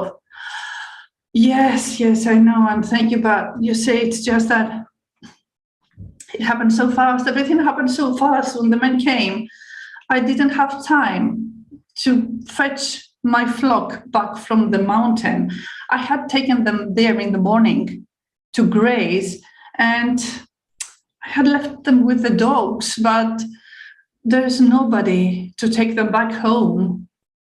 And if nobody takes care of that, well, I think they will just be food for the wolves. Do not worry, fair lad. I will take care of it," she said. And indeed, early the next morning, she dressed up, and she put on the glove, the rubber boots, and she went off with her servant up on the mountain. And they looked this way and they looked that way until finally they found the flock, the missing flock. And together they managed, with the help of the dogs, they managed to bring it back to safety. At the end of the day, she went back to the palace, and after dining, she went up the spiral case to the top of the tower in her chambers. She took hold of the severed head and laid on her bed. And as you would have expected, in the dead of the night, there was this deep sigh heard from one corner of the room to the other. She woke up and said, "What is it now, fair lad? I have brought your flock back home. Don't worry, do not worry. The sheep are all safe." Yes, I know, and thank you, she said. But you see, it's my other field now. I had sown wheat, and it's high time somebody reaped it. If nobody does, all my hard work will go wasted. Okay, no worries. I will take care of it. You just rest and I will take care of everything in the morning, she said. And indeed, in the morning, she put on the rubber gloves and her shawl, and she put these pieces of cloth around her hands so that she wouldn't spoil them with all the needles of the plants. And with her favorite servant, they went out to the field and they started harvesting the wheat. And it must have been the hardest thing she had ever done in her life, because her hands were not used to work and they were so soft. And it took them all day, but finally they managed to harvest all the wheat and put it in the place where they kept it. And at night, in the evening, late in the evening, she went back to the palace and up the spiral case and in the tower, where she finally took hold of the head in her arms, and together they laid on the bed. But in the deep of the night, there was this deep sigh heard from one corner of the room to the other. "What is it now?" said the girl.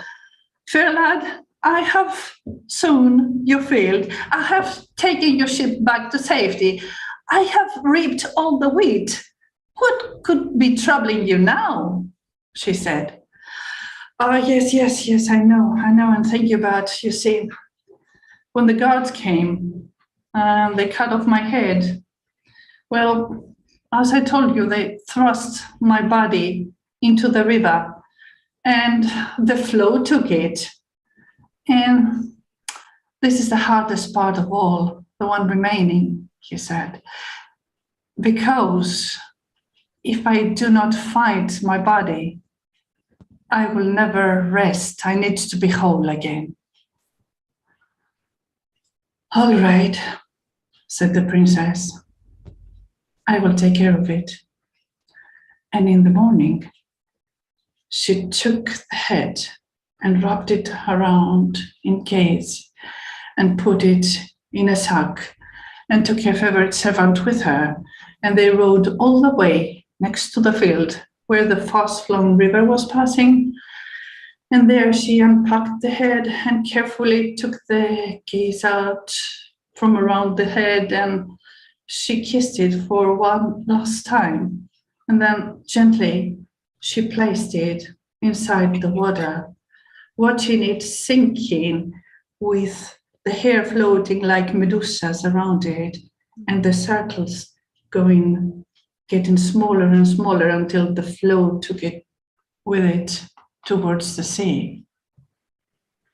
And there she remained, watching it flow away. And then she was back on her horse, and so was her servant back on her horse, and they rode towards the hill where they could see all the way, far away to the sea. And the princess told her servant, "This is where our paths end. You take the way back to the palace, and I will continue towards the sea." "But my lady," said the servant, "look at the distance. It is so far away." And the princess indeed looked, and she could see the deep forest and the valley and the mountain she would have to climb and go past it in order to get to the sea. And she turned to her servant and said, "The distance to the sea can only be measured by the depth of my desire." And she galloped off towards the west, and nobody ever saw her again. Thank you. I didn't want it to end like that.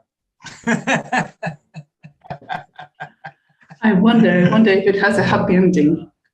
To both of you, Simona, and Despina, you tell wonderful stories ever so well in a second language, which is English, and I do admire you for being able to do that. I really do. So thank you again for coming to here. It's really absolutely great. Janet, then we're going Janet and Keith. So Janet, well, there you are. Janet, Staffordshire. Yes, Yes, Yes. Staffordshire. Just round not so very far from you. No, I've just got two things I want to say to two people. I want to say something to Despina about stories from Colombia. They are so strange and they are very hard to tell because almost all of them don't have that circular roundness that we're used to in Europe. And I spoke to a storyteller called Juliana, who gave me a very detailed, yes, Baba, you must have, a very detailed explanation of why. And it's given me a very much deeper understanding. I still find it difficult to cope with them, but I'm beginning to understand them a little better now. But I won't go any further with that one, because I just want to say something to Masako when you were talking about speaking Japanese, English, and Northern Irish. One of my grandsons lives, he's from Belfast. He's only 9. He's only 9. And he was staying with me. Somebody said to him, "Where do you come from? Are you American?" And he said, "No, I'm from Northern Ireland." So Northern Ireland it is. So I don't quite know. That's the strangest story I ever bloody heard. You know? Yeah, Wouldn't there bloody we are. say stories like that over here. You'll get into trouble. You know. Never trouble, so the trouble troubles you. You know. Well, I do have them relatives in Ulster who speak a little more clearly than that.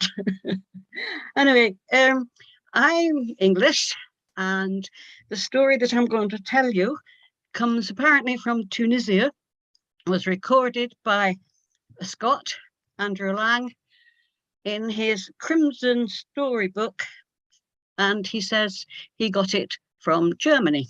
So it has legs as this story. And I know that at least one person on this checkerboard will have heard it before, because I've told it once before.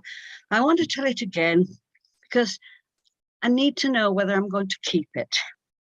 So if it's not quite like the way I told it last time, it's because I've been thinking about it.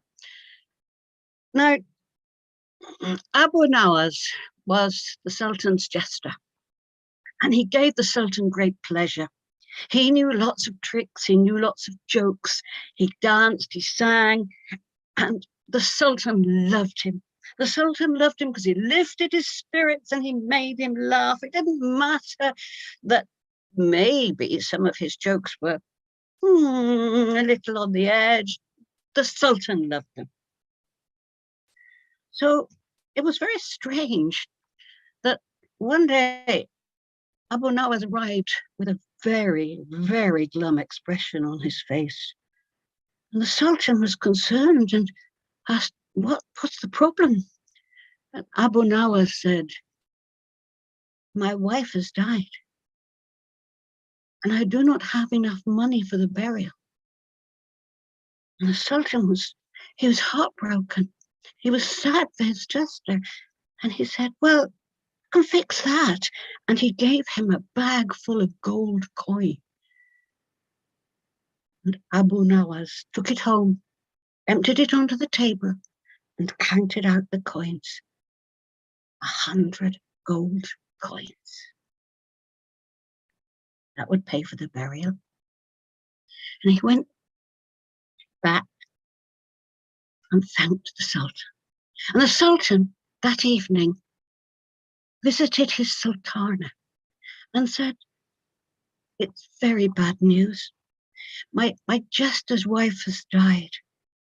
He's very, very sad. But I've made it a little easier. He doesn't have enough money to bury her, but I have given him 100 gold coin. That should make life better for him." And the sultana said, "Yes, indeed. That was very kind of you, but it won't make life better for him, because what he really needs is another wife." Well, the Sultan thought, yes, that's a really good idea.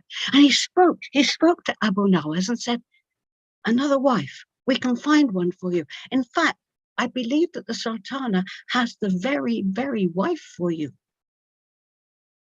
And the very, very wife was very, very attractive.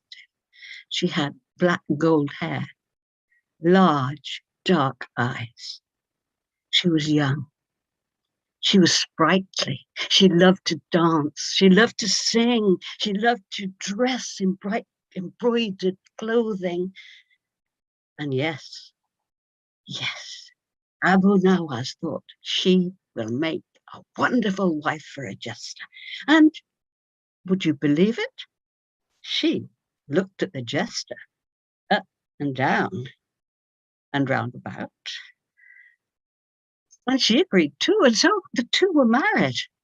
And they loved the life they had together. They loved to party, they loved to sing, they loved to play tricks, they loved to dance, they loved to feast. And, well, that lifestyle has its difficulties, for after a while, they were running short of gold coin, and they had somehow to find more. And Abu Nawas said, when my first wife died, the Sultan gave me 100 gold coin. Maybe he would do the same again. And his wife said, wait, I'm not dead. And he said, no, you don't have to be dead. I just tell him you are dead. And she smiled and agreed. So the jester went to see the Sultan. He rubbed onion juice and pepper into his eyes so that he had tears streaming down his cheeks. And this is the point where I do say, please don't do this at home. And he knelt before the Sultan and said, my wife has died. I don't have enough money to bury her. And he wept so sorrowfully that the Sultan, he couldn't believe it. This is terrible. A second wife died. Here. And he gave him another bag of gold coin, which the jester said thank you for, and took it home and emptied it onto the table, and there was another 100 gold coin. He and his wife smiled, but his wife said, well, that's all very well, but the last 100 gold coin didn't last all that long. We probably need a little more than that. So what should we do? Well, maybe I should go to the Sultana and say, my husband has died. Way, said the jester. Way, I'm not dead. No, said his wife. Just like before. You don't have to be dead. I will just say you're dead. And so she did exactly that. First of all, rubbing chilies along her lashes. Oh, and soap. And I'll repeat, do not try this at home. And so her cheeks were red raw, and she knelt before the Sultana, sobbing and crying and moaning and wailing, my husband has died. I do not have enough money for the burial. And what will I do? I'm so alone now in the world. And more, she just wailed until it broke the Sultana's heart. The Sultana was very, very fond of her and said, well, this is great sadness. And she handed her 2 bags of coin. The wife took them home. She emptied them onto the table. Each one contained 100 gold coins. And Abu Nawas and his wife smiled And they both agreed that that would do very nicely, thank you. It was later that evening that the Sultan visited his wife, the Sultana, and said, I've had some very sad news today. My jester's wife died. Isn't that sad? A second wife died. And so, in order to help him pay for the burial, I gave him 100 gold coins. Thought the Sultana. Now that's very strange, because she came to me and said her husband had died. And I gave her bags of gold coins.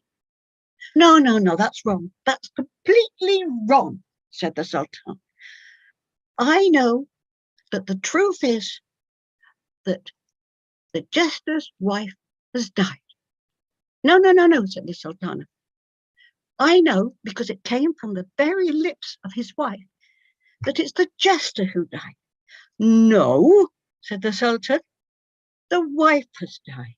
No, said the Sultana. The jester has died. No, yes, no, yeah. Believe me, backwards and forwards, until the Sultan said, we'll get this sorted out. I will send my Chamberlain to investigate. And so the Chamberlain was given a horse. He was saddled up, not the Chamberlain, not the horse, the Chamberlain. Oh, that's, right, the horse was saddled and the Chamberlain climbed on and he galloped down the cobbled street until he got to the house of the jester. But the jester, looking through the lattice, had seen him come in. He said to his wife, lie there on the daybed, and I will cover you with the white sheet. And there was a knock at the door.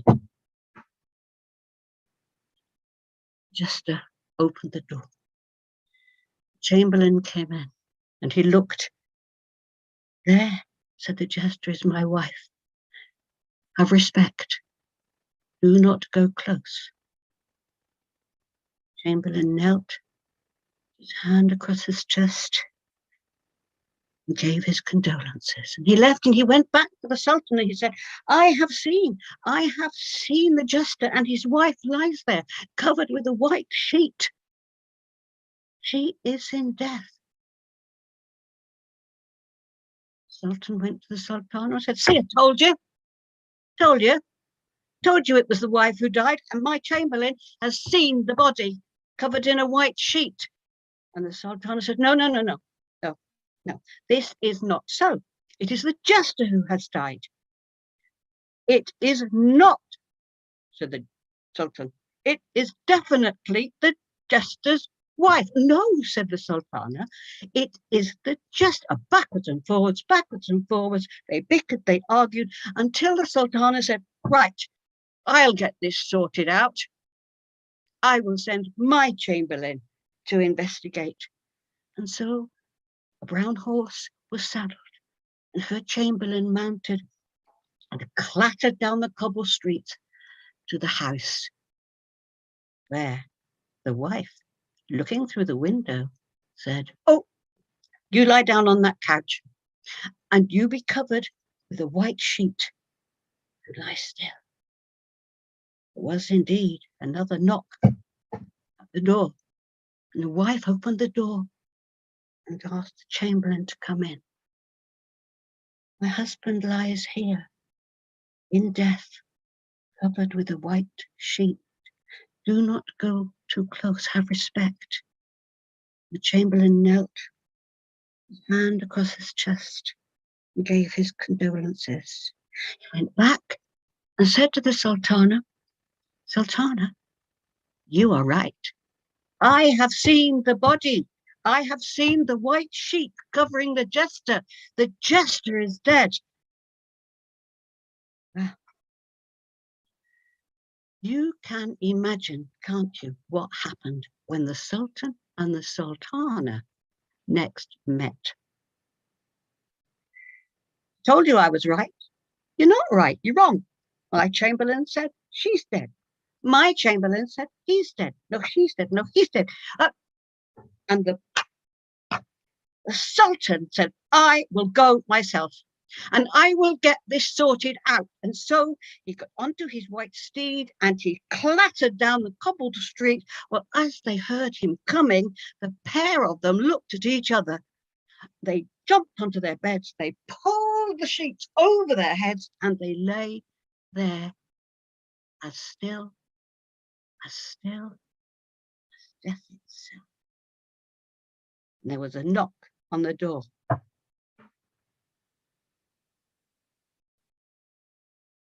They're dead. They didn't answer. There was another knock on the door. Dead. Neither one could answer.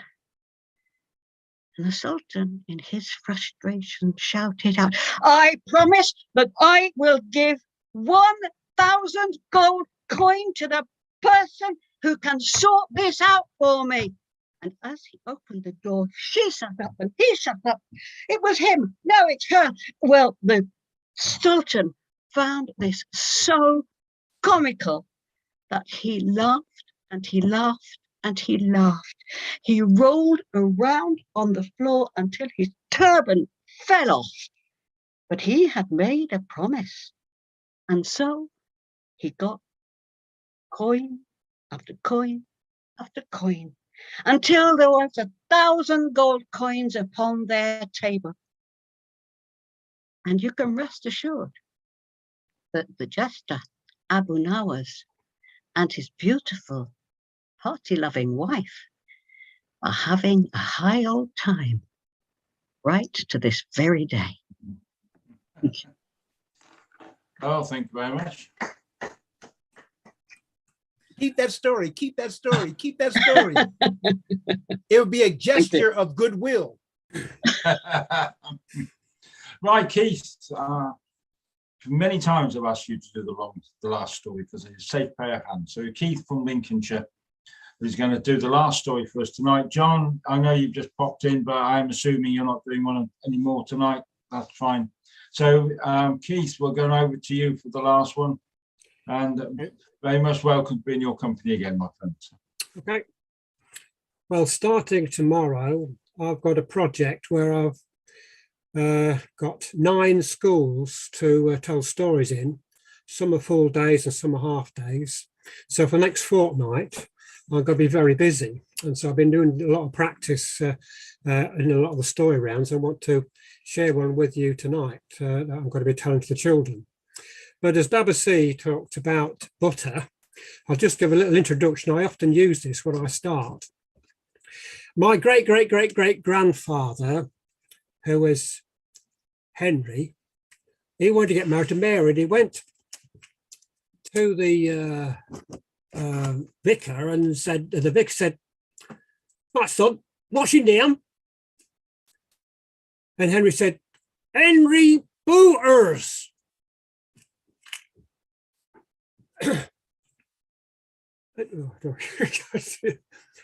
But he should have written down B-O-O, can't see that very well, can you? B-O-O-T-E-R-S, because Henry was a boot maker and he could make a pair of boots from scratch, putting all the leather together, stitch it all together, putting the soles on, the studs on, all the laces and everything in boots. And he could make boots and shoes, and all the way down the generations, right down to my grandfather, they just passed on that trade as bootmakers. So my surname should be Booters and not Butters. Anyway, that's just a little introduction I often use.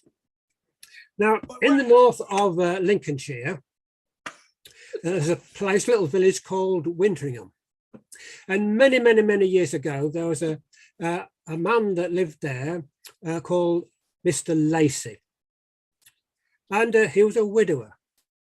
His wife had passed away, and he was getting older and getting sadder, and nobody to look after him as such. There was no old age pension in those days, no nursing homes in those days. So what was he to do? He was a very rich man, but he did have 3 sons who had all left home, and they had their own families. And so he thought of a plan. And so he took all his property and sold it. With all his wealth, he divided it into 3. And he gathered his sons together, and a third of it he gave to his eldest son, Tom. His middle son, Dick, he gave another third. And then to the younger one, Harry, he gave another third. And he said, this is what I want you to do. That you can have this money, you can share it among yourselves, but I would like you to look after me till I die. And I'll come and stay a week with Tom and his family, and then a week with Dick and his family, and then a week with Harry with his family. And so the 3 sons agreed. They thought, well, that's not too bad. And so they had all this money.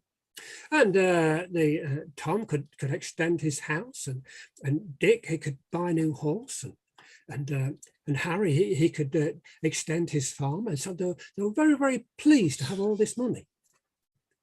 And so things went well, quite well for a while. That he would go, Mr. Lacey would go and see Tom and his family, and they'd be able to share meals together. And Mr. Lacey was able to tell stories to the children, and he had a nice warm bed in his own room. And then he went to Tom, and again, as Tom was able to share in there in a nice place beside the fire at night, and then Harry as well. And so that went on for weeks. But then the 3 sons, Tom, Dick and Harry, they got a bit fed up with this.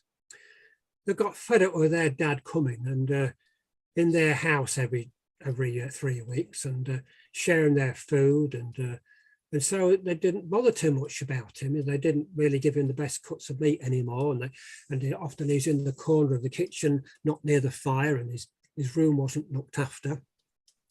And so they were very, very mean to their father, and they'd agreed to look after him, but they just got fed up with me coming round every 3 weeks. And so Mr. Lacey, he went to see his friend, a lawyer.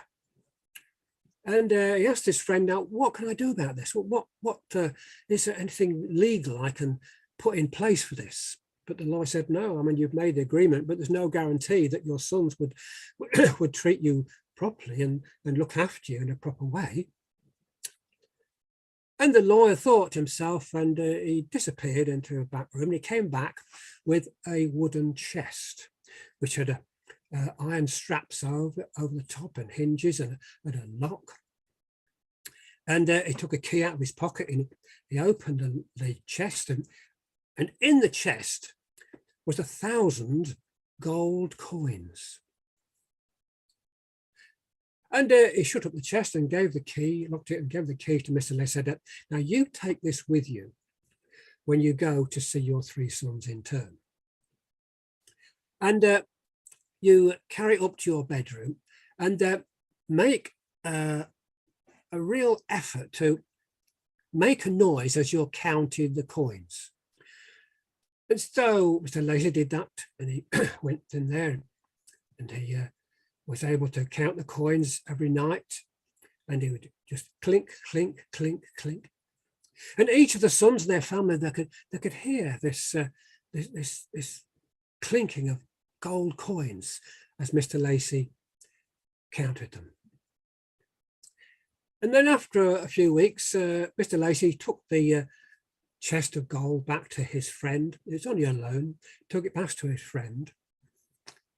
And the lawyer said this, now, what you're to do now is that you are to tell each of your sons that you're coming to this money and you've got this gold chest, but you've actually gone away and you've buried it somewhere. And say to the sons that the one that treats me the best and looks after me the best will get that gold in that chest.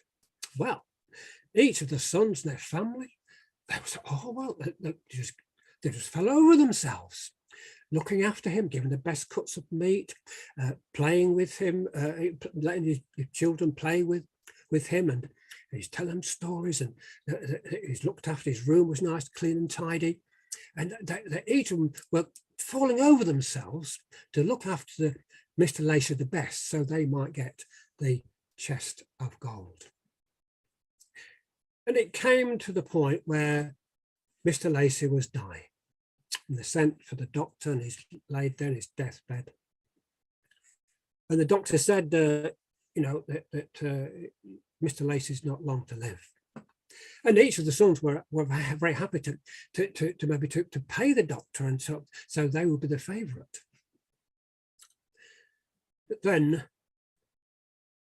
just before he died, Mr. Lacey told them the truth, that there was no chest of gold, and that he was very disappointed in the way that they had treated him.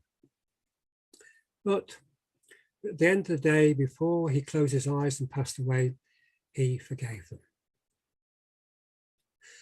And Mr. Lacey went to where all storytellers go, to the place in the sky where storytellers all live.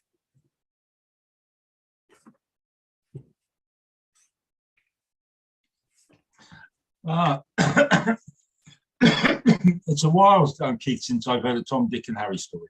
It's a lovely story, well told. Thank you very much. Yes, right. So I think we've come to the end again. It's lovely. Thank you all for being here. I'm going to say our festival is the 8th, 9th and 10th of July. If anybody I'm looking at here wants to come and find us, we've got some accommodation in the barn, so we can put you up a bit. And there's tickets for stewarding, and there's always work to be done.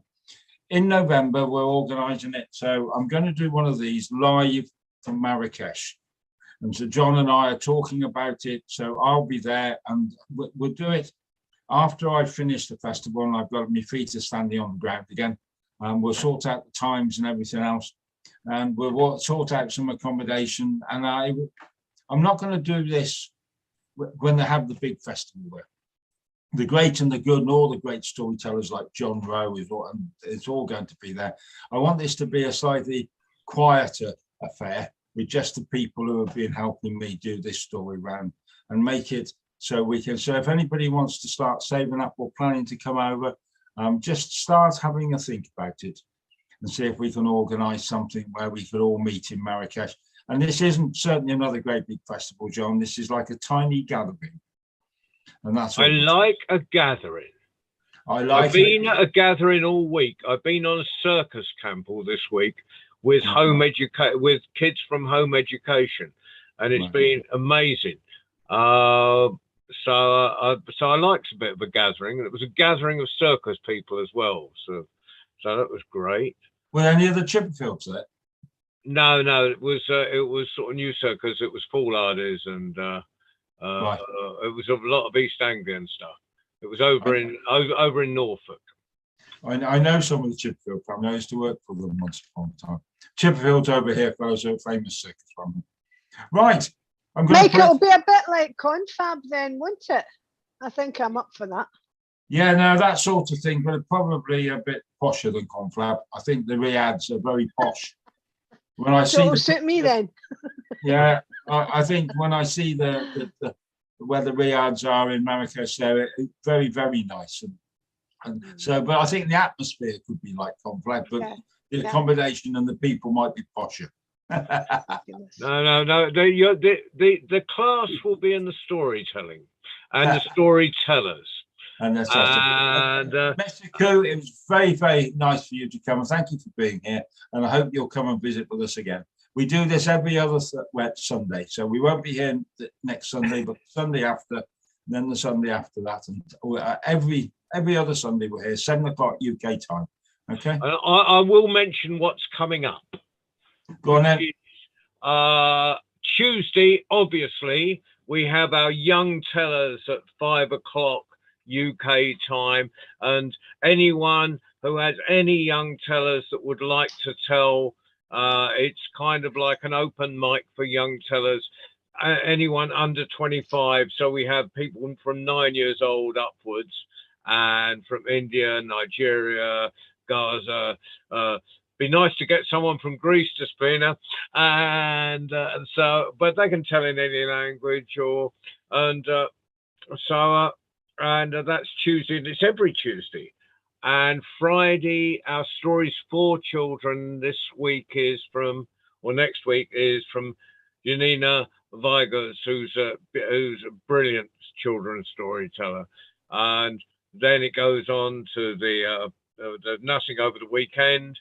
Then there'll be the young tellers, then someone who I haven't the faintest idea who's going to do the children's story the following Friday. And then we're back here for the Worldwide Story Round, and I shall be doing that from I shall be introducing it from Glastonbury, from the kids' field at Glastonbury Festival. Right. Glastonbury won't be on. I'll be just getting it ready, or not the whole festival, just my little storytelling tent. But I'll be down there for the week sorting stuff out. Meanwhile, thank you for coming. Thank you, Mike, for everything, for these Sundays. You do such an amazing job. Thank you. All right, I can't do this without people like you. Everybody I can see in my screen coming and joining me. So it's not me. It's thanks for all of you who bothered to come and tell me stories. And I hope you enjoy the evening. I love it. So that's fine. Okay. It's nice to see the actual cafe come on in the actual cafe in that background. It just makes me. We'll get there in November. Yeah.